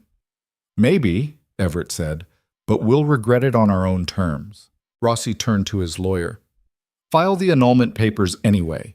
Challenge the marriage on whatever grounds you can find, and start looking into Mr. Cobb's property records, his debts, any legal vulnerabilities." He looked back at Everett. "I'm going to take everything from you. Your ranch, your livelihood, your reputation. And when you're broken and desperate, you'll give me my daughter back just to make it stop." "No," Francesca said. "He won't. Because if you do any of that, if you hurt him, if you try to destroy what we've built, I'll make sure everything I know about your business gets delivered to federal authorities." The silence this time was different, dangerous. "What did you say?" Rossi's voice was very soft. "You heard me. I know things, Father. Names, dates, transactions that wouldn't hold up well under official scrutiny. I've documented all of it, had it witnessed, and sealed. If anything happens to me or to Everett, if you try to use your power and connections to hurt us, that documentation gets sent to people who'll be very interested in investigating your empire." Rossi's face had gone pale. "You're bluffing. Am I? Do you want to test that? Because I'm done being afraid of you. I'm done letting the threat of your anger control my life." She moved down the porch steps, stood on level ground with her father for the first time. "You taught me to pay attention, to remember details, to understand how business works. You just never thought I'd use those skills against you." If you do this, if you betray your family like this, there's no coming back. You understand that? You'll be dead to me. I've been dead to you since the moment I stopped being useful. This just makes it official." Father and daughter stared at each other across 3 feet of dusty ground, years of complicated history and broken trust hanging between them. Everett stayed on the porch, hand near his rifle, watching Reeves and the other men for any sign they might try something violent. Finally, Rossi stepped back. "You've made your choice," he said. "Live with it." He turned to mount his horse, moved with stiff dignity. But before he could swing up, he looked back at Francesca one more time. "I did love you," he said quietly, "in my way. Everything I did was to secure your future." "No," Francesca said. "Everything you did was to secure your empire. I was just another piece on the board." Her voice softened slightly. "Maybe you did love me, in your way. But your way wasn't enough." Rossi's face worked like he wanted to say something else, but no words came. He mounted his horse with Reeves's help, gathered the reins. "This isn't over," he said, the threat clear. "Documents or no documents, I don't accept this. You're still my daughter." "Then be my father," Francesca said. "Let me go. Let me live my own life. That's what a real father would do." For a moment, just a brief moment, something human showed in Rossi's cold eyes. Something that might have been regret or loss or the ghost of the father he might have been if he'd chosen differently along the way. Then it was gone, buried under granite and control. "Goodbye, Francesca. Goodbye, Father." They rode out slowly, Rossi sitting rigid in his saddle, not looking back. Everett and Francesca stood together, watching until the riders disappeared over the ridge, swallowed by distance and dust. Only when they were completely out of sight did Francesca start to shake. Her legs gave out, and Everett caught her before she could fall, helped her to the porch steps where she sat down hard, her breath coming in gasps. "I did it," she said, the words somewhere between laughter and crying. "I actually did it. I stood up to him." "You did." "He'll hate me now, really hate me." "Maybe, but you're free." She looked up at him, tears streaming down her face, her elaborate hair coming loose from its pins. "Am I? Or did I just trade one set of problems for worse ones?" "Don't know yet, but whatever comes, we'll handle it together." Marcus and the others emerged from their positions, gathering around the porch with expressions of relief and residual tension. "That was something," Marcus said. "Thought for sure it was going to turn violent." "Still might," Jim pointed out. "Man like that doesn't give up just because his daughter tells him no." "No," Everett agreed, "but it's a start." They stayed through the afternoon, helping Everett check the property, make sure Rossi and his men had actually left and weren't circling back. By evening, satisfied that the immediate threat had passed, they headed home with promises to check in regularly. Alone again, Everett and Francesca sat at the kitchen table, exhausted and wrung out. "What happens now?" Francesca asked. "Now we wait. See if he accepts reality or tries to push back." "He'll push back. That's who he is." "Then we'll push back harder." She smiled slightly at that, tired but genuine. "When did you get so stubborn?" "Been stubborn my whole life, just usually didn't have anything worth being stubborn about." "And now you do?" He thought about that, about this woman who'd arrived on a stagecoach with secrets and fear and determination, who'd brought his house back to life, who'd stood on this porch and faced down her father with more courage than most men could muster. "Yeah," he said. "Now I do." That night, they sat together on the porch again, watching stars appear in the clear autumn sky. Somewhere out there, Antonio Rossi was planning his next move, calculating ways to reassert control. Somewhere, lawyers were drawing up challenges, and judges were being contacted, and the machinery of power and money was being set in motion. But here, on this porch, Everett and Francesca sat close enough that their shoulders touched, drawing comfort from each other's presence, building something that couldn't be bought or bullied or broken by threats. "Thank you," Francesca said quietly, "for standing with me, for believing me when I said this was what I wanted. Thank you for trusting me enough to stay." They sat in silence until the cold drove them inside, until exhaustion pulled them toward their separate rooms. But at the top of the stairs, Francesca paused outside her door. "Everett?" "Yeah?" "Last night, when we kissed, Was that real, or was it just fear talking? He thought about lying, about playing it safe, keeping those careful boundaries in place. But they'd stood together against her father today, had built something worth protecting. Honesty seemed like the least he owed her. It was real, he said. She nodded slowly. Good. Because I'd like to do it again sometime, when we're not terrified about what tomorrow brings. I'd like that too. Good night, Everett. Good night, Francesca. He listened to her door close, then stood in the hallway for a long moment, looking at the empty room that had held Sarah's things, then at Francesca's closed door, then at his own room where he'd spent 5 years sleeping alone. Something was shifting, changing, becoming something neither of them had planned for when they'd made their careful arrangement.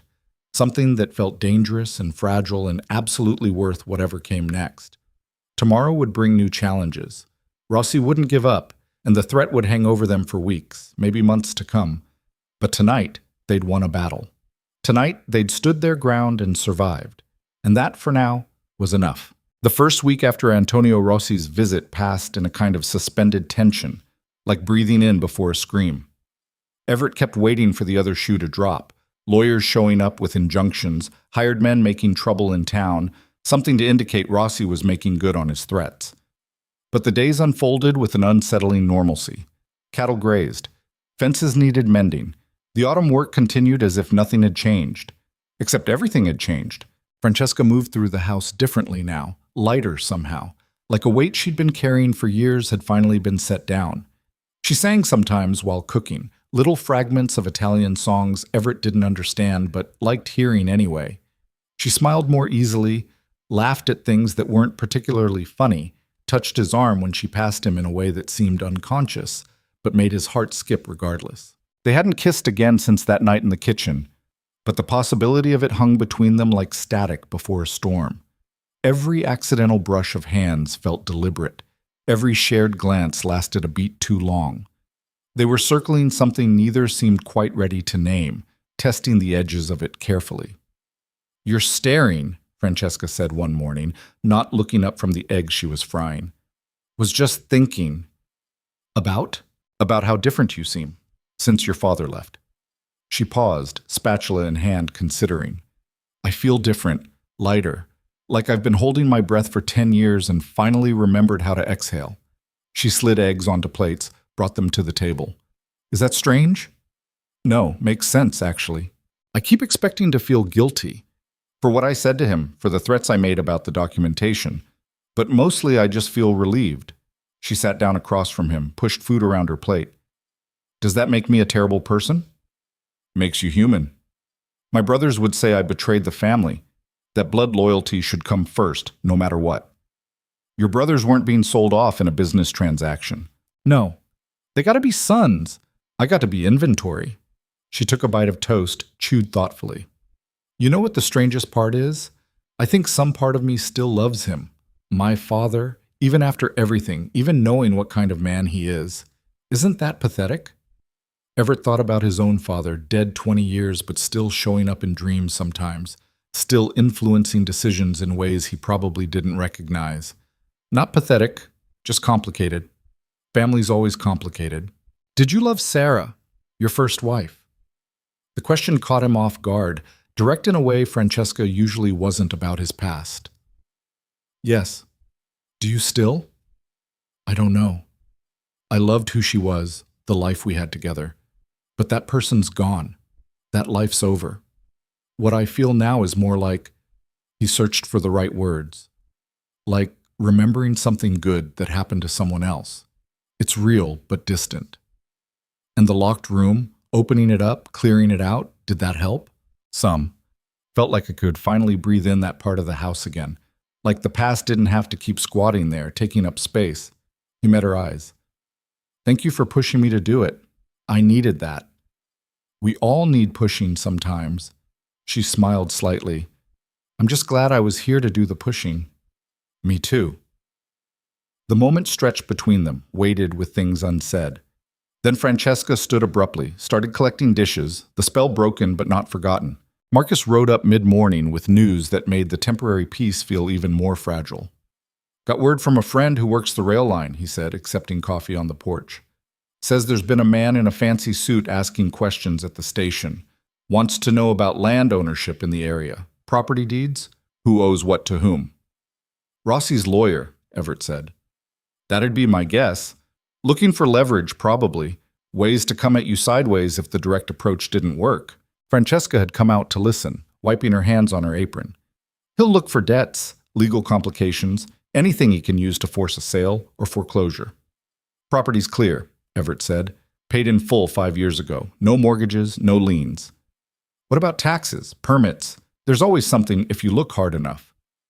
Everything's current. I'm careful about that stuff. Marcus nodded approval. Good. But I'd still suggest talking to Judge Harrison, making sure all your paperwork's in order.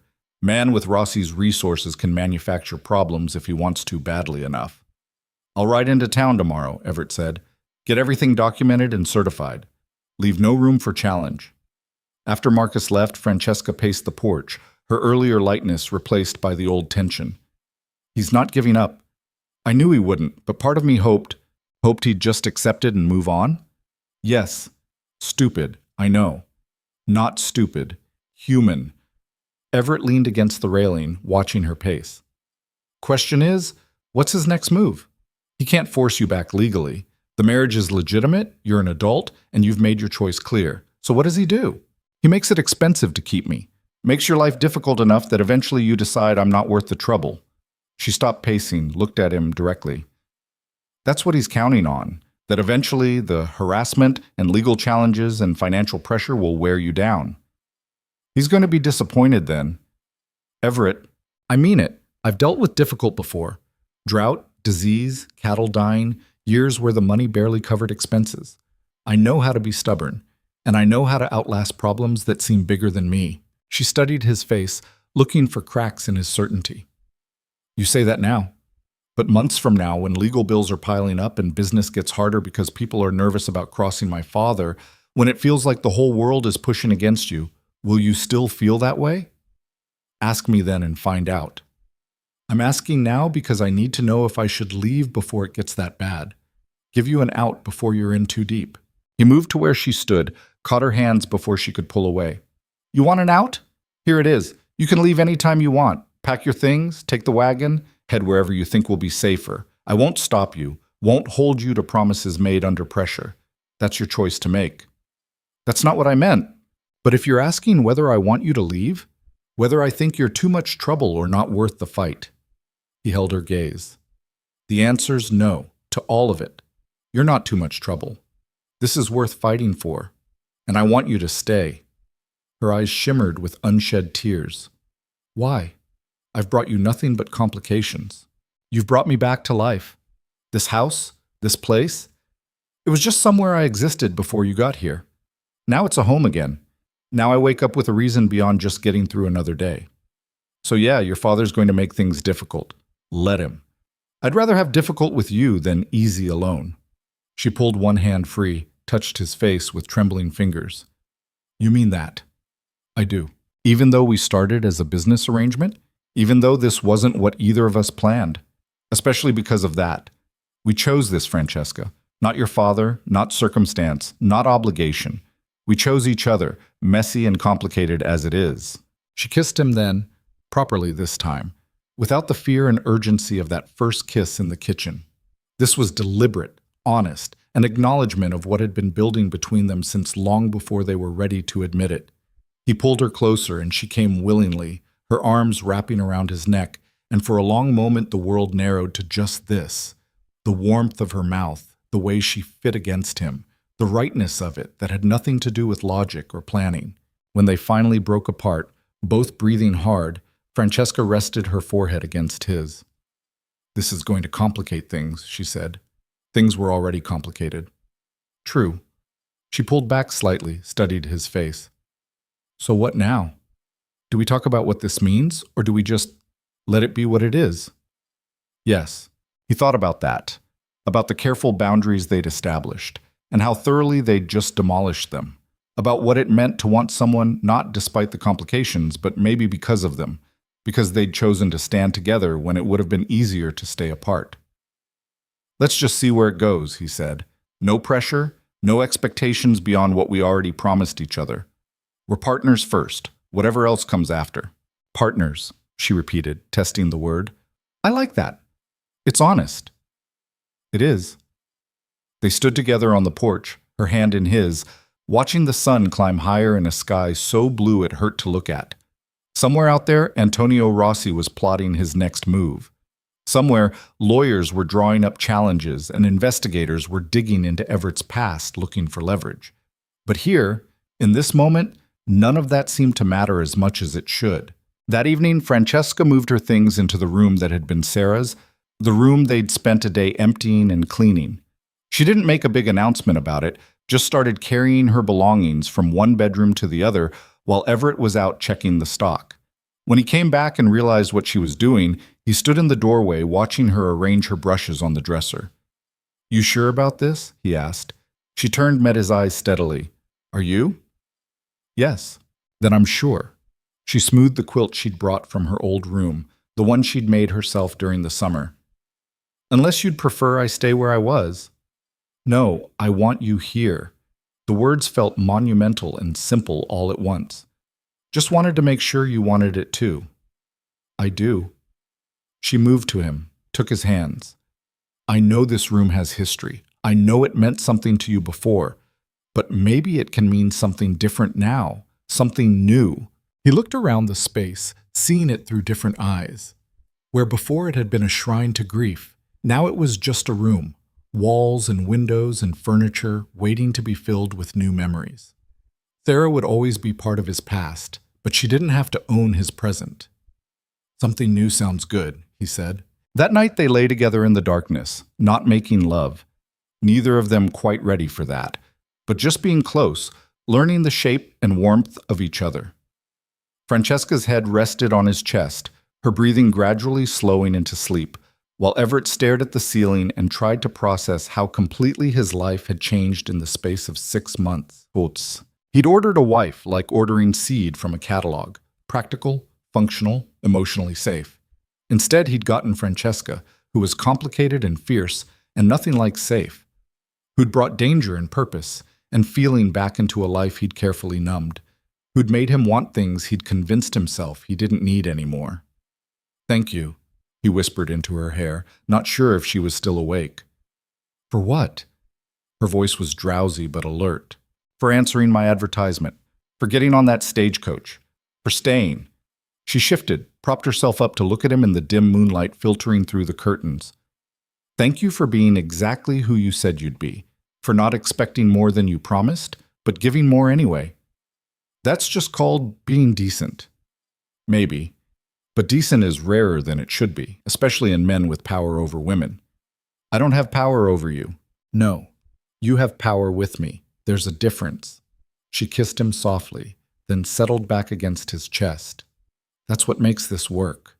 He held her until she slept, then for a long time after, listening to the house settle around them, the familiar creaks and sighs of wood and wind. Outside, the prairie stretched dark and vast under stars that had witnessed 1,000 stories of people trying to build lives against impossible odds. He was just one more, he supposed. One more stubborn fool who decided that wanting something was worth fighting for it. Morning brought a telegram, delivered by a ranch hand Marcus had sent over.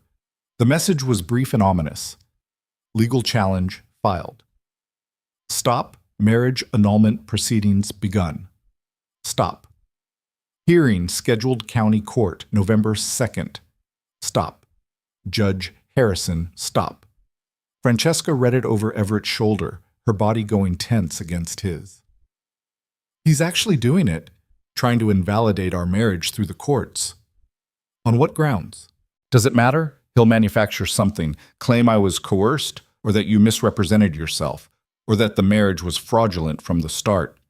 She moved away, started pacing, her default response to stress. He has lawyers who specialize in this kind of thing. They'll find an angle. Then we'll fight it, get our own lawyer, present our case. With what money? Good lawyers are expensive, Everett, and he can afford to drag this out for years if he wants to. Can you? He couldn't, and they both knew it. The ranch made enough to sustain itself with a bit left over for savings, but legal battles weren't in the budget.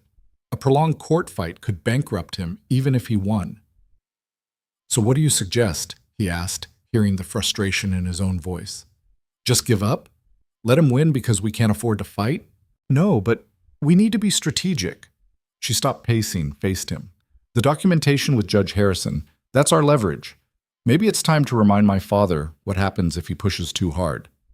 "You want to threaten him?" "I want to make him understand the cost. He thinks he can bully us through the legal system because he has more resources. But if we remind him that we have information that could destroy everything he's built," she shook her head. "I hate this. Hate that it's come down to mutually assured destruction, but he's not giving us a choice." Everett thought about that, about the line between self-defense and blackmail, about how quickly principles could get compromised when survival was on the line. If we do this, if we really threaten him with exposure, there's no taking it back. It'll be open warfare. It's already warfare. He just hasn't admitted it yet.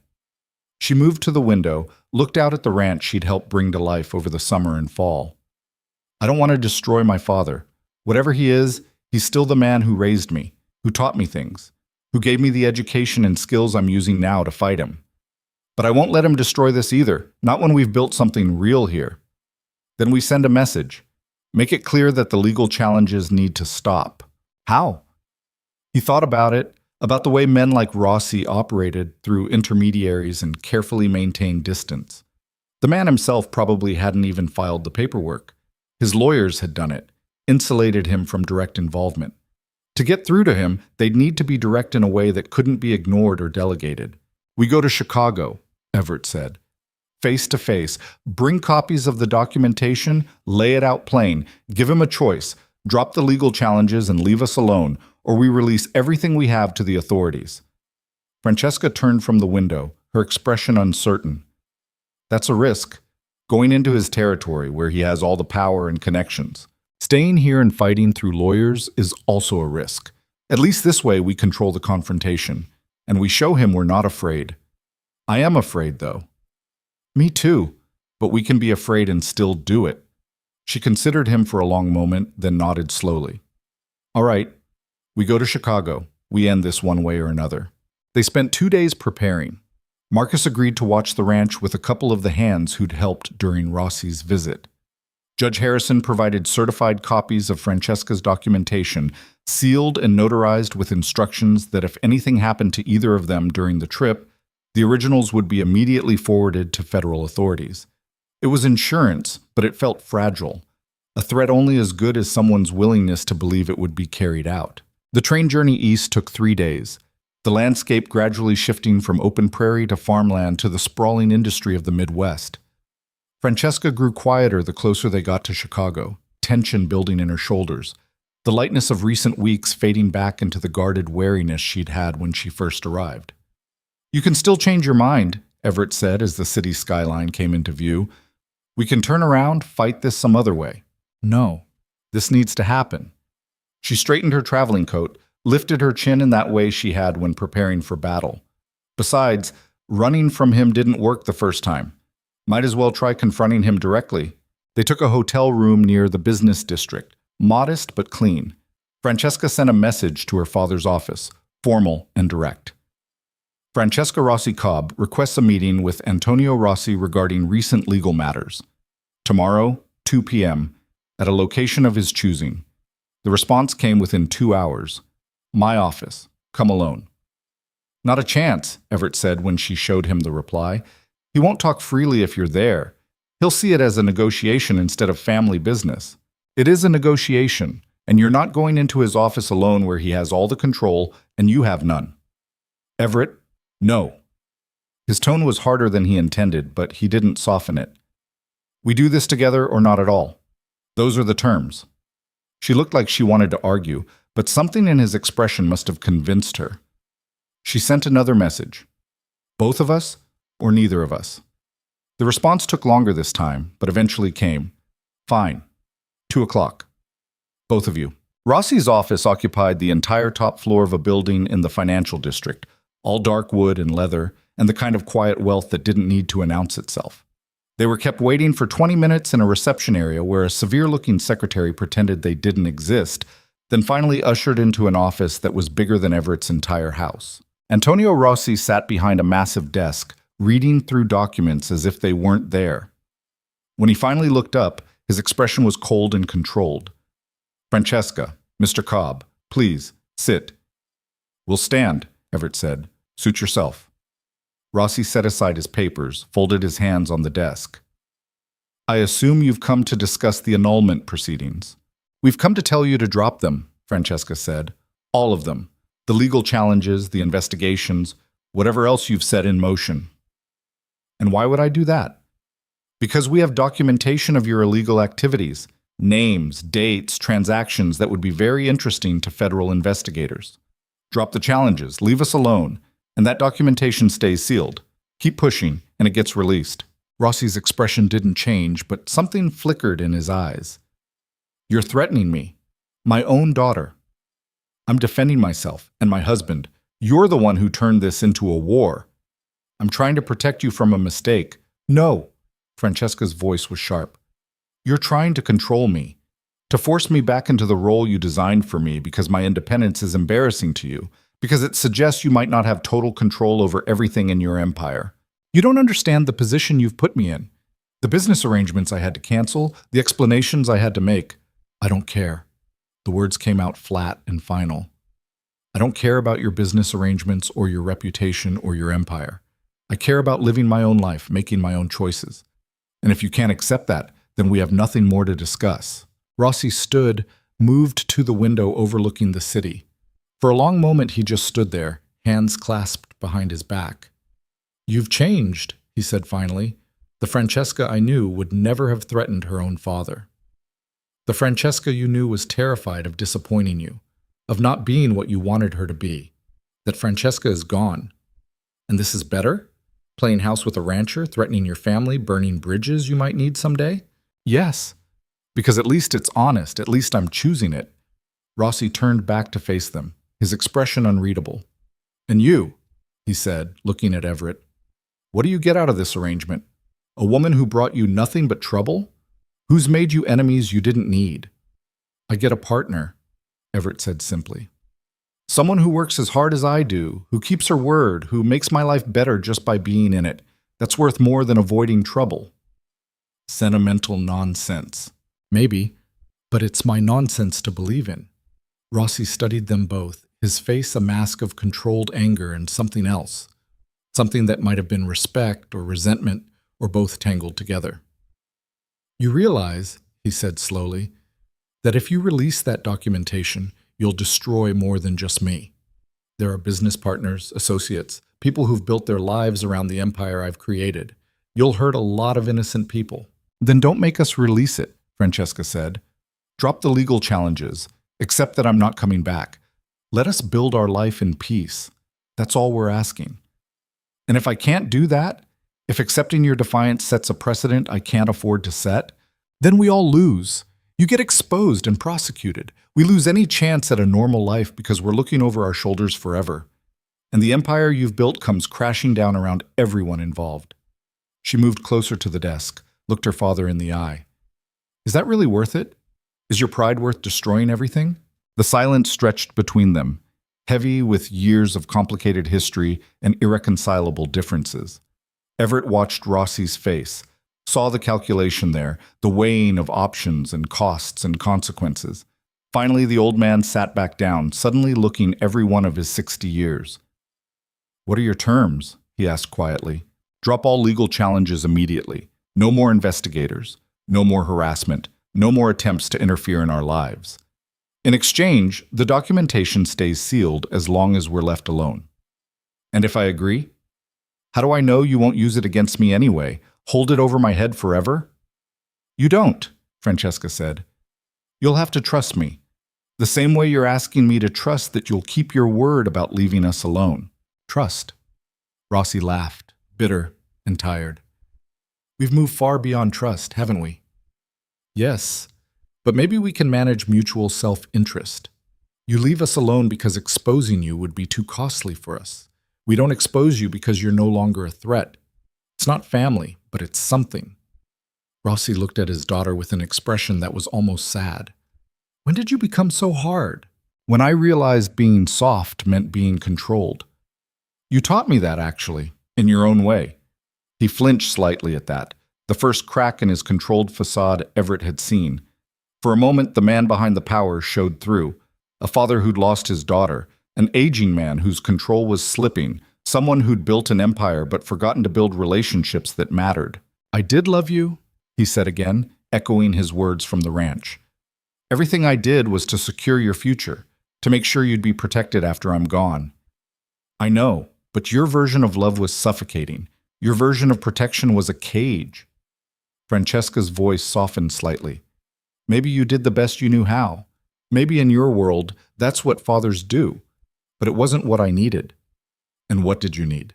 To be seen, to be trusted, to be allowed to make my own mistakes instead of having my whole life planned out for my own good. She took a breath. I needed a father who loved me more than he loved control. The words hung in the air between them, truth stripped of diplomacy or kindness. Rossi looked like he'd been struck, his controlled expression crumbling into something raw and human and pained. I see, he said quietly. Then, after a long moment, I'll have my lawyers file dismissal paperwork tomorrow. The investigations will stop. You'll be left alone. And if we have your word on that, you have it, for whatever that's worth anymore. He stood, moved to a cabinet, pulled out a decanter of whiskey and 3 glasses, poured without asking if they wanted any, set one in front of each of them. To new arrangements then, and the end of old ones. They drank in silence, the whiskey burning smooth and expensive down Everett's throat. It tasted like money and power, and all the things that had never mattered much to him before, and mattered even less now. One more thing, Rossi said as they turned to leave. The man I arranged for you to marry, Caldwell. He's already found another prospect, younger and more amenable, so you haven't ruined any lives except perhaps your own. I'll take my chances with my choices over your arrangements. Yes, I can see that. He looked at Everett. Take care of her. She's more valuable than she knows. I know her value, Everett said, and I don't need your permission to take care of my wife. Rossi almost smiled at that, though it didn't reach his eyes. No, I suppose you don't. They left without looking back, walked out of the building and into the Chicago afternoon. The city noise surrounded them, carriages and vendors and the constant press of people, all of it feeling foreign and overwhelming after months of prairie silence. That's it then, Francesca said once they were clear of the building. It's really over. You believe him? That he'll keep his word? I think he'll keep it because not keeping it costs him more than his pride is worth. The documentation is real leverage. He knows it. We know it. As long as that balance holds, we should be safe. Should be. Should be, she agreed. But nothing's certain. Nothing's ever certain. They walked for a while in silence, gradually putting distance between themselves and Antonio Rossi's empire. At a small park, they stopped, sat on a bench watching children play while their mothers watched from nearby. Do you regret it? Everett asked. The confrontation, the threats, all of it? No. I regret that it was necessary, but I don't regret standing up to him. She took his hand, laced her fingers through his. For the first time in my life, I don't feel like his property, like someone he owns and can move around at will. That's worth whatever cost came with it. Even if it means you can never go back, never have that relationship again? We never really had a relationship. We had a power structure with familial language wrapped around it. I was his daughter in name, but really I was just another asset to be managed. She leaned against his shoulder. I'd rather have honesty than that. They caught the evening train back west, watching the city disappear behind them as the landscape opened up again into farmland and prairie. Francesca slept with her head on Everett's shoulder, exhausted from the emotional weight of confronting her father, while Everett watched the sun set over fields and thought about how strange life was. How you could plan for one thing and end up with something completely different, and somehow that different thing could be better than anything you'd imagined. When they arrived back at the ranch 3 days later, Marcus was waiting on the porch with a grin. Well, how'd it go? It's done, Everett said, helping Francesca down from the wagon. Legal challenges are being dropped. We should be clear. Should be, Marcus noted the qualifier. But probably are. Probably are, Francesca confirmed. As certain as anything can be with my father. Good enough. Marcus helped unload their bags. Place ran smooth while you were gone. Had to chase off a coyote that was eyeing the chickens, but other than that, no trouble. After he left, Everett and Francesca stood in their kitchen, surrounded by the familiar smells of home, coffee and wood smoke, and the faint scent of lavender from the sachets she'd made and hung in the windows. It felt like sanctuary, like safety, like everything a home should be. "We made it," Francesca said, wonder in her voice. "We actually made it through." "We did. So what now?" He pulled her close, kissed the top of her head. "Now we live. Build the life we fought for. See what happens when we're not constantly looking over our shoulders." She tilted her face up to his, and in her eyes he saw hope and relief and something deeper, something that looked like it might grow into love given time and care and the space to breathe. "I like the sound of that," she said. "Me too." That night, they made love for the first time, slow and uncertain and honest, learning each other in the darkness of the room that had held grief and now held possibility. It wasn't perfect. Bodies fumbling in unfamiliar territory, moments of awkward adjustment, the vulnerability of being truly seen. But it was real, and it was theirs. And when they finally fell asleep tangled together, Everett felt something he hadn't felt in years. Complete. The next morning brought the first real cold of winter, frost on the windows, and the kind of crystalline air that made everything seem sharp and clear. They worked together through the day, preparing the ranch for the season ahead, moving through familiar routines that had become comfortable over months of practice. As the sun set, painting the sky in shades of orange and purple, they stood together on the porch where this had all started, where he'd first watched her step down from that stagecoach, guarded and desperate, and nothing like what he'd expected. "Thank you," she said quietly. "For what?" "For answering when I knocked. For standing when you could have walked away. For choosing this even when it got hard. That's just called keeping your word." "No, it's called being brave, and I'm grateful for it." He pulled her close, wrapped his arms around her against the evening chill. Somewhere out there, the world continued turning. Antonio Rossi was rebuilding his empire around the daughter-shaped hole she'd left. Lawyers were filing dismissal paperwork. Life was moving forward whether they paid attention or not. But here, in this moment, on this porch, with this woman in his arms and a future stretching out ahead of them like unmarked territory waiting to be claimed, Everett felt something he'd thought was lost forever. Hope. Real, solid, earned through standing ground and refusing to break. And if that wasn't worth fighting for, he didn't know what was. Winter came hard that year, the kind of cold that felt personal, like the prairie itself was testing whether they had what it took to last. Snow piled against the barn doors, ice formed thick on the water troughs, and the wind cut through layers of wool like they were paper.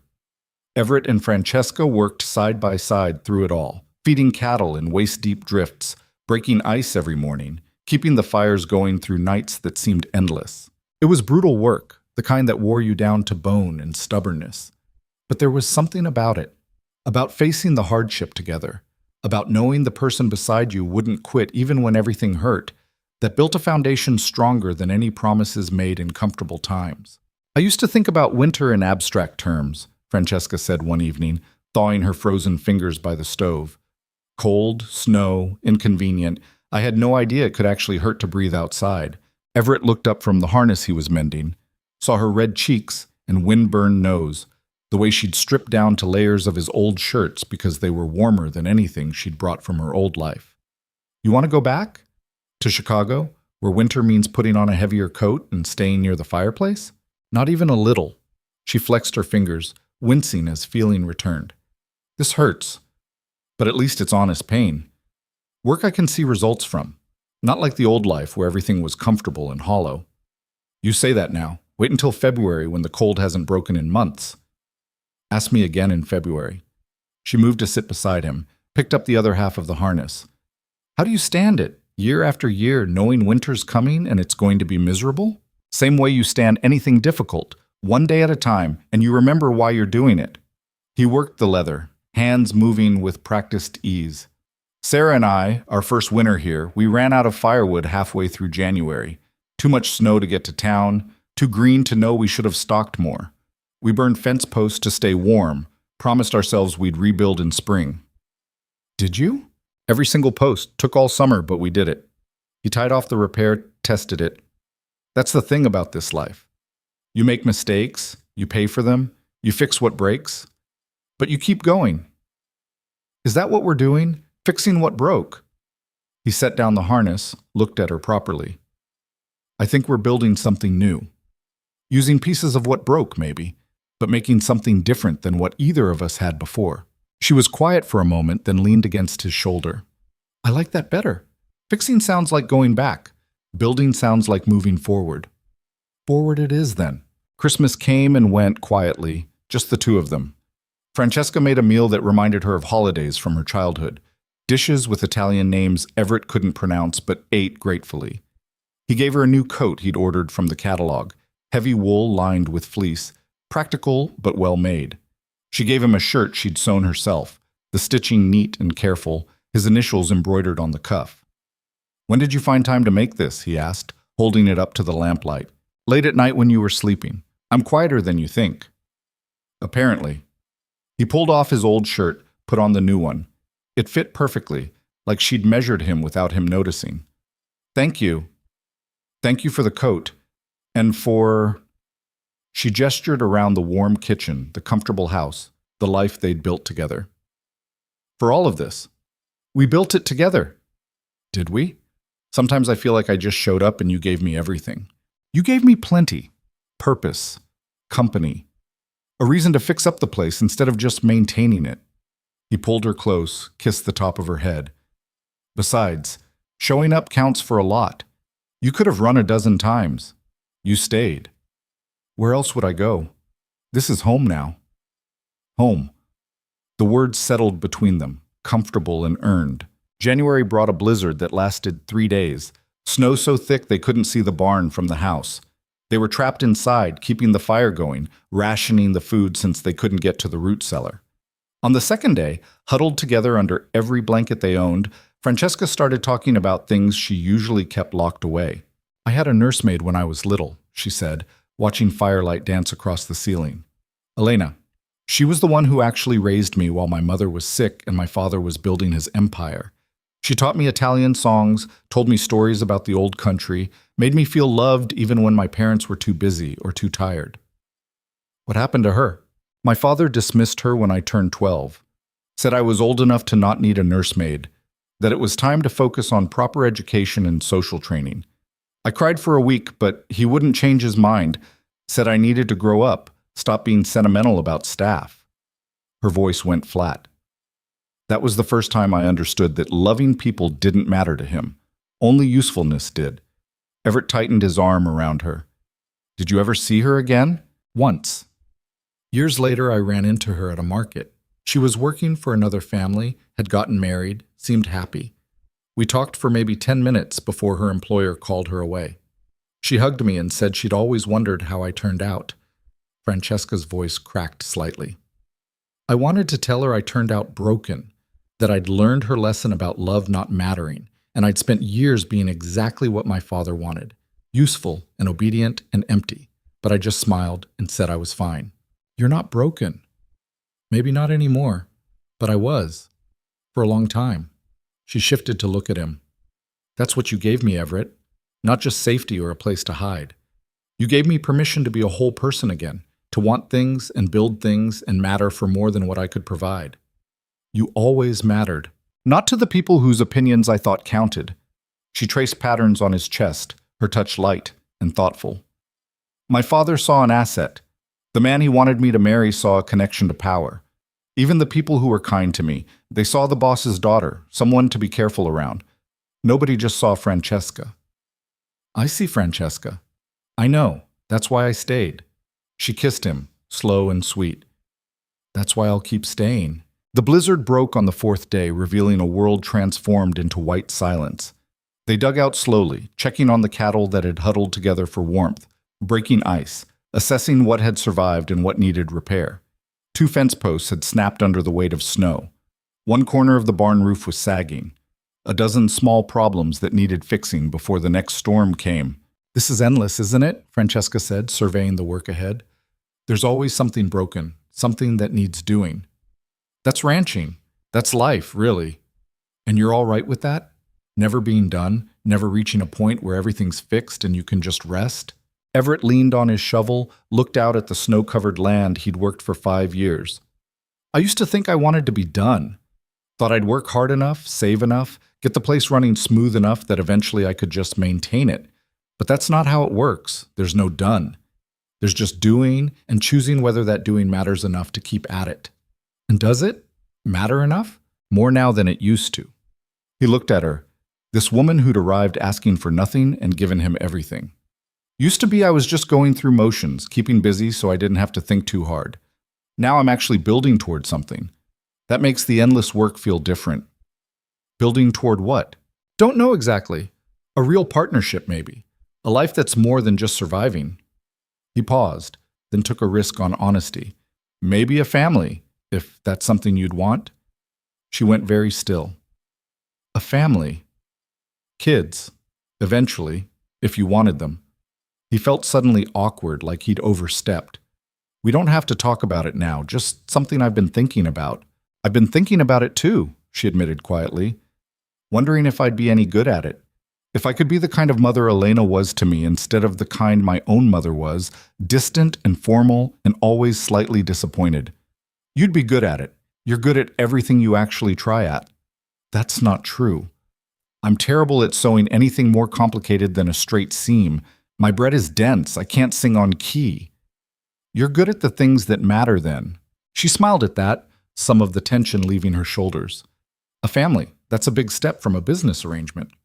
We've already taken about a dozen big steps from that. Might as well take another. Not yet, though. I want more time with just us first. Time to be sure this is real and not just us clinging together against my father's threats. Fair enough. He meant it too. They had time. For the first time since Sarah died, he had time that felt like possibility instead of just empty hours to fill. February came and proved Everett right about the cold. Day after day of temperatures so low the snow squeaked underfoot, the kind of cold that made every breath hurt and every task take twice as long.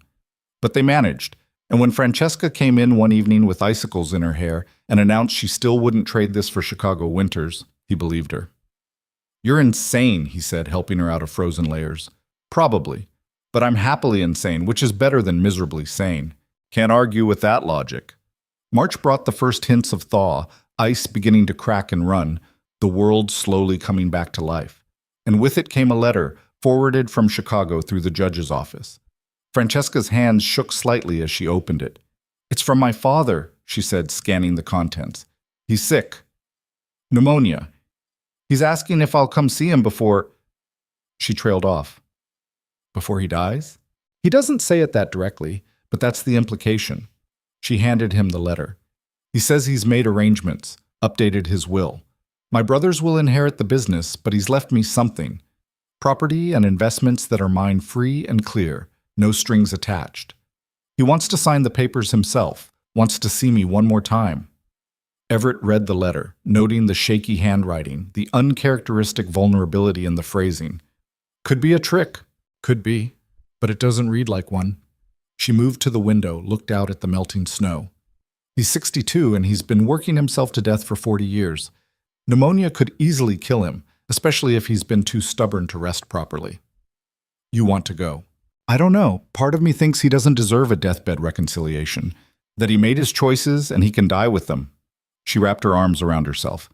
But another part remembers being 6 years old and having him teach me to read. Remembers rare moments when he was actually present, actually saw me as his daughter instead of his asset. That part thinks maybe I should go, if only to have closure. Then go. I'll come with you. You don't have to... Oh, I'm not letting you face this alone. Besides, if it is a trick, better to have 2 of us there to see it coming. They left Marcus in charge again and took the train east, watching the landscape transform from white winter to muddy early spring. Chicago looked different this time, less threatening somehow. Just a city where a man was dying and his daughter was coming to say goodbye. Antonio Rossi looked terrible. The pneumonia had stripped weight from his frame, left his skin gray and his breathing labored. He was propped up in bed in his mansion, surrounded by doctors and servants, and all the trappings of wealth that couldn't buy him health.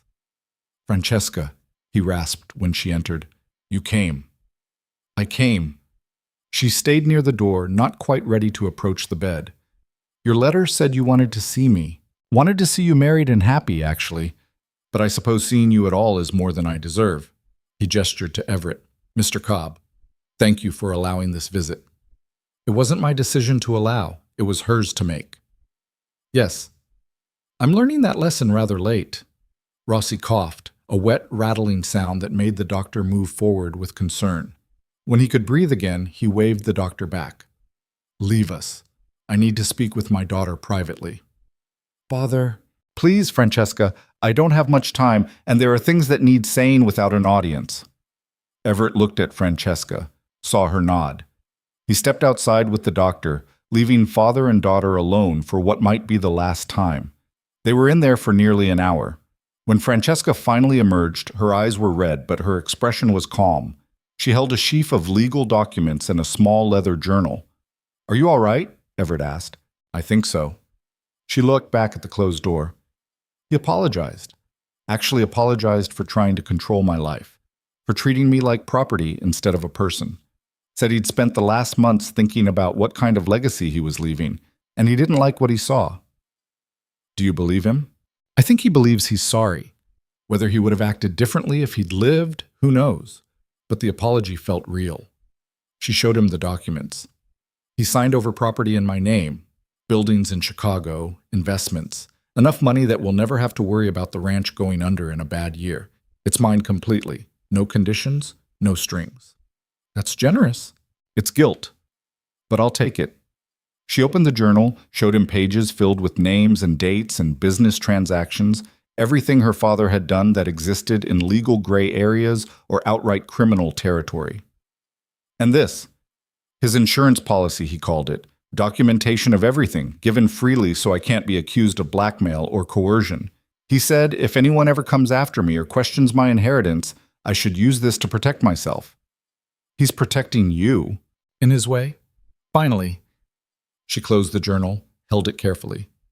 He also said he was proud of me, for standing up to him, for choosing my own path, for being stronger than he raised me to be. Said I reminded him of my mother, before the sickness took her spirit along with her health. That's something, at least. It is. She leaned against him, tired, and wrung out, Can we go home now? I want to go home. They stayed in Chicago 3 more days. Antonio Rossi died on the second night, quietly in his sleep, surrounded by family he'd alienated and wealth he couldn't take with him. Francesca attended the funeral, stood dry-eyed through the service, accepted condolences from people who barely knew her and brothers who looked at her with resentment and confusion in equal measure. He left you property, the eldest brother said after the service, his tone accusing. Independent property, not tied to the family business. Yes. Why? You turned your back on the family, refused your responsibilities. I refused to be sold off in a business deal. That's not the same as refusing family. She straightened her black dress, met her brother's eyes without flinching. Father and I made peace before he died. If you have a problem with his decisions, take it up with his grave. You're not welcome here, not at family gatherings, not in family business. You made your choice. I did, and I'm comfortable with it. She took Everett's arm. Give my regards to your wives. I hope they're treated better than Father intended to treat me. They left the funeral and the family and the empire behind, heading back west toward the ranch that had become more real to Francesca than anything in her old life. On the train, she leaned against the window and watched the landscape change, her hand resting on her stomach in a way that seemed unconscious. Are you all right? Everett asked. I'm fine, just tired. She turned from the window, looked at him with an expression that was part exhaustion, part relief, part something else. And possibly pregnant. The words hung in the air between them, enormous and impossible to take back. Possibly? He managed. I'm late.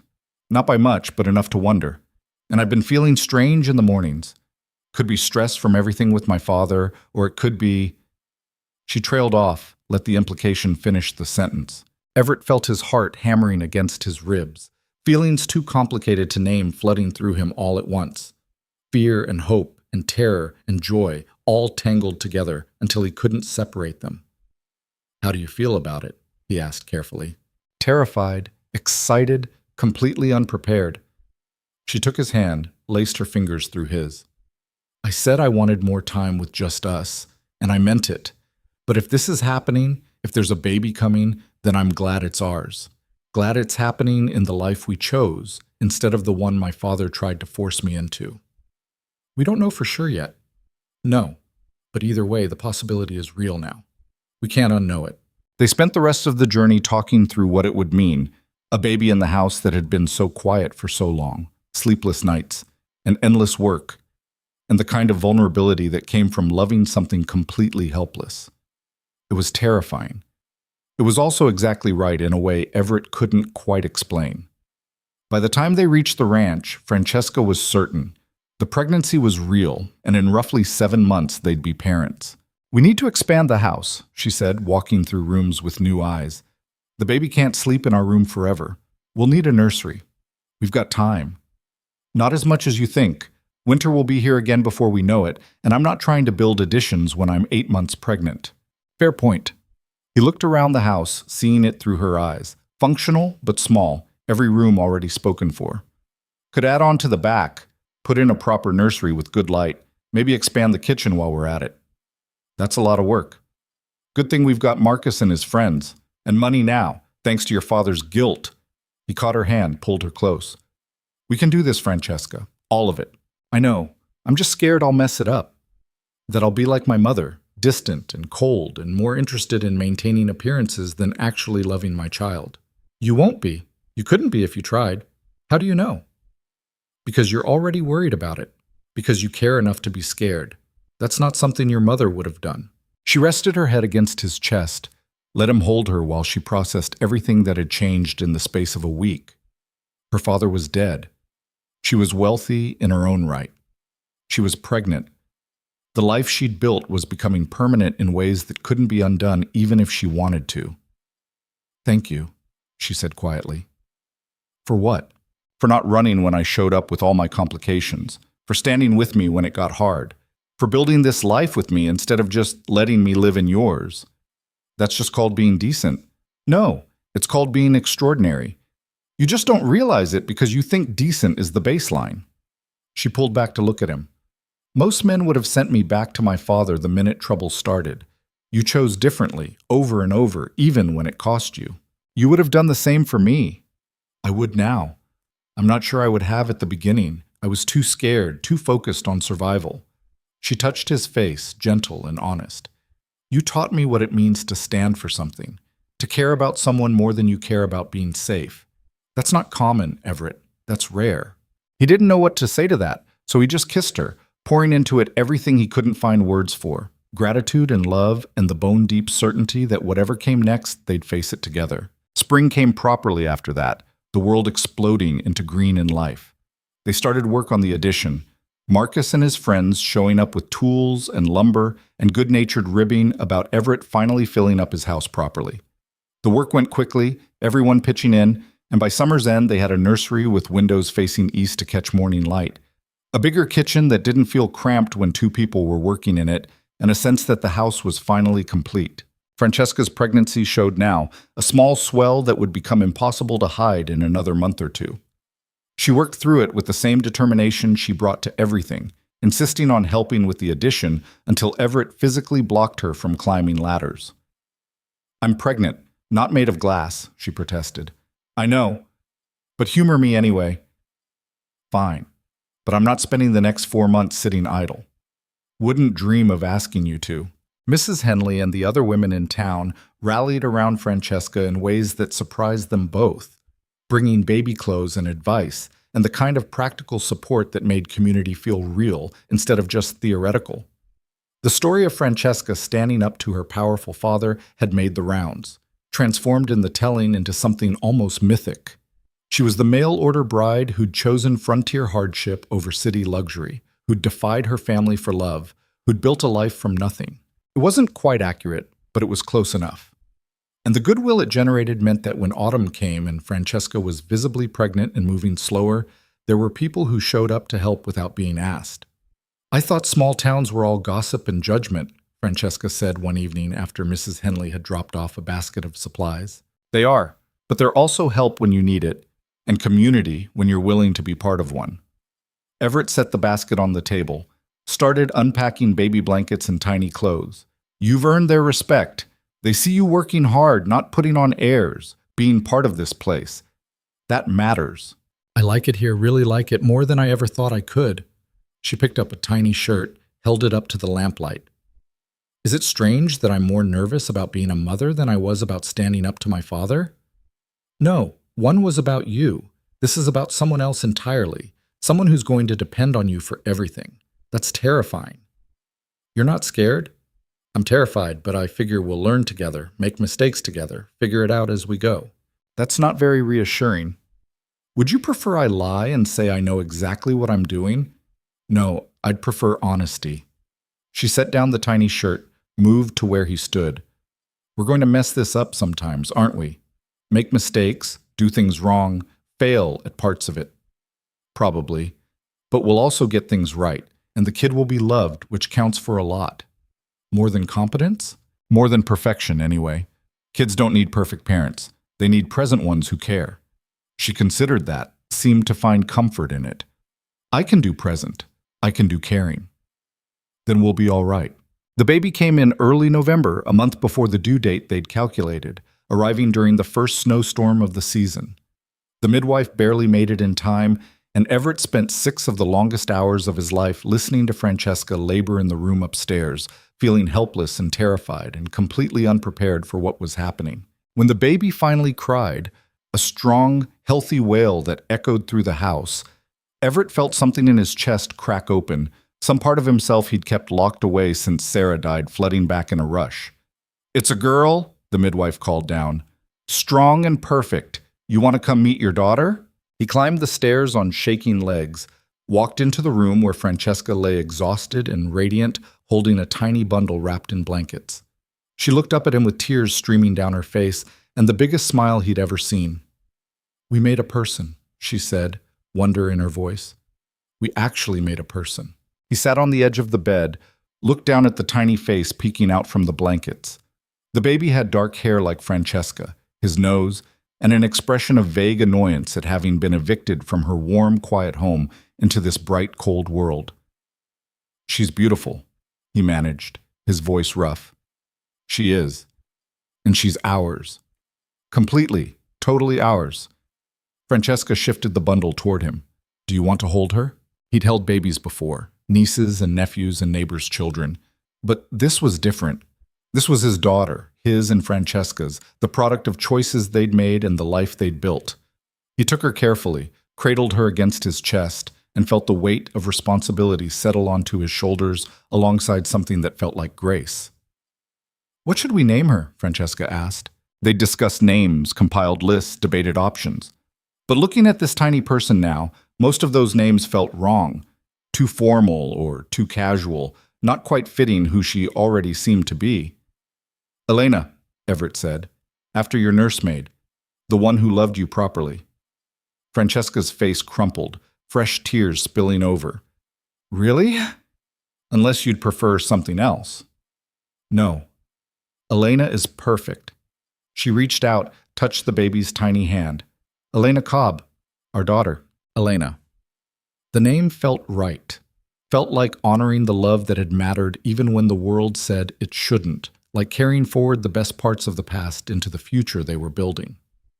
That night, after the midwife had left and Elena was sleeping in the cradle Everett had built, he and Francesca lay together in their bed, exhausted and overwhelmed and completely changed. "We did it," Francesca whispered. "We actually built this. A home, a family, a real life. We did. I keep waiting for something to go wrong, for my father's associates to show up, or for the legal challenges to resurface, or for something to shatter all of this. Nothing's going to shatter it. It's real and solid and ours." "How do you know?" "Because we built it strong, because we chose it every day, even when it was hard. That's not the kind of thing that shatters easily." She was quiet for a moment, then, "I love you. I don't think I've said that clearly enough, but I do. I love you, Everett Cobb. I love this life we've made. I love who I get to be in it." The words settled over him like a blessing, like something he'd been waiting to hear without realizing it. I love you too. Loved you for a while now, just wasn't sure how to say it. We're not very good at this, are we? The romantic declarations, the big gestures? No. But we're good at the real stuff. The showing up every day, the standing together, the building something that lasts. That counts for more than pretty words. It does. She shifted closer, careful not to wake the baby sleeping nearby. Thank you for being exactly who you are, for not trying to be something you're not to impress me or control me or fix me. Same to you. They fell asleep like that, tangled together in the room that had once held grief and now held hope, while their daughter breathed softly in her cradle and the snow fell quiet outside, blanketing the world in white silence. The months that followed were exhausting and beautiful and harder than anything either of them had imagined.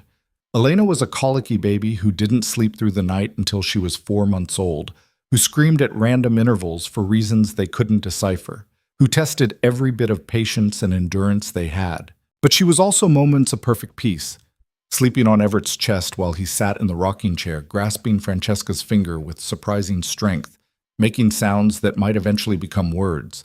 She was their daughter, their future, the physical proof that they'd built something real that would outlast them. Spring came again, the second spring since Francesca had arrived on that stagecoach. The ranch looked different now. The new addition, the expanded garden, the signs of a family living there instead of just a man existing. Everett stood on the porch one evening, watching Francesca walk the property with Elena on her hip, pointing out chickens and horses, and talking to their daughter in Italian and English interchangeably. Marcus rode up, dismounted, joined him on the porch. "She's gotten big," Marcus said, nodding toward Elena. "Growing fast. Too fast, maybe." "That's how it goes. They're tiny, then suddenly they're not." Marcus leaned against the railing, his weathered face thoughtful. "Can I tell you something?" "Sure." "When you first placed that advertisement, when you told me you were ordering a wife from back east, I thought you were making a mistake. Thought you were trying to replace Sarah with someone who'd fit into the hole she left." "I was. I know. But what you actually got was something different. Someone who made their own space instead of filling someone else's." He watched Francesca laugh at something Elena did. "You're happy. Really happy. Not just going through the motions. Thought you should know someone noticed." "Thanks, Marcus." "Don't thank me. Just take care of what you've got. It's rarer than you think." After he left, Everett stayed on the porch, thinking about how strange life was, how you could plan for one thing and get something completely different, and that different thing could be better than anything you'd imagined. How sometimes the best things came from mistakes and complications and choices made in desperation rather than wisdom. He'd ordered a practical arrangement. He'd gotten Francesca, complicated, fierce, brilliant Francesca, who'd brought danger and life and love all tangled together, who'd forced him out of the comfortable numbness he'd been living in and made him feel everything again, even when it hurt. That night, lying in bed with Francesca curled against him and Elena sleeping peacefully for once, he thought about the letter he'd written a year ago. The careful specifications, the clinical language, the attempt to control exactly what kind of woman would show up. If he'd gotten what he'd asked for, someone plain and quiet and undemanding, he'd probably still be going through the motions, still be locked in grief, still be half alive in a house that felt like a tomb. Instead, he'd gotten this, messy and real and worth every complication it brought. "What are you thinking about?" Francesca murmured, half asleep. "About how wrong I was about what I needed." "And what did you need?" "This, you, a reason to actually live instead of just survive." She smiled against his shoulder. "I needed the same thing. Guess we're lucky we found each other." "Guess so." Lucky. It was one word for it. But looking back at the path that had brought them here, from that first awkward meeting at the stagecoach to standing together against her father, from careful boundaries to honest love, from empty rooms to a house full of life, luck seemed too small a word for what they'd built. They'd chosen each other day after day, in small moments and big ones. They'd stood ground when it would have been easier to run. They'd built something real out of a business arrangement, something lasting out of desperation and need. And in doing so, they'd proved something important, that love didn't have to start perfectly to end up real. That sometimes the best foundations were built on honesty and respect, rather than romance and passion. That choosing someone every day mattered more than the circumstances that brought you together in the first place. The ranch breathed around them, alive with possibility. Elena would grow up here, would run through fields and learn to ride horses, and know what it meant to build something with your own hands. She'd grow up seeing her parents as partners, as equals, as two people who'd chosen each other and kept choosing each other no matter what came. That was the legacy Everett wanted to leave. Not just land or wealth or the things Antonio Rossi had valued, but the understanding that you could choose your family, choose your life, choose to stand for something even when the whole world seemed aligned against you. Francesca had learned that by defying her father. Everett had learned it by opening himself up to feeling again. And together, they'd teach it to their daughter, passing forward the hard-won wisdom that freedom was worth fighting for and love was worth the risk. Outside, the prairie stretched endless under stars that had witnessed 1,000 stories just like theirs. Ordinary people making extraordinary choices, building lives from nothing, standing together against whatever came. The land didn't care about their struggles, wouldn't remember their names in 100 years, but they would have lived, really lived, not just existed. They would have loved honestly, stood bravely, chosen freely. And in the end, that was enough, more than enough. That was everything.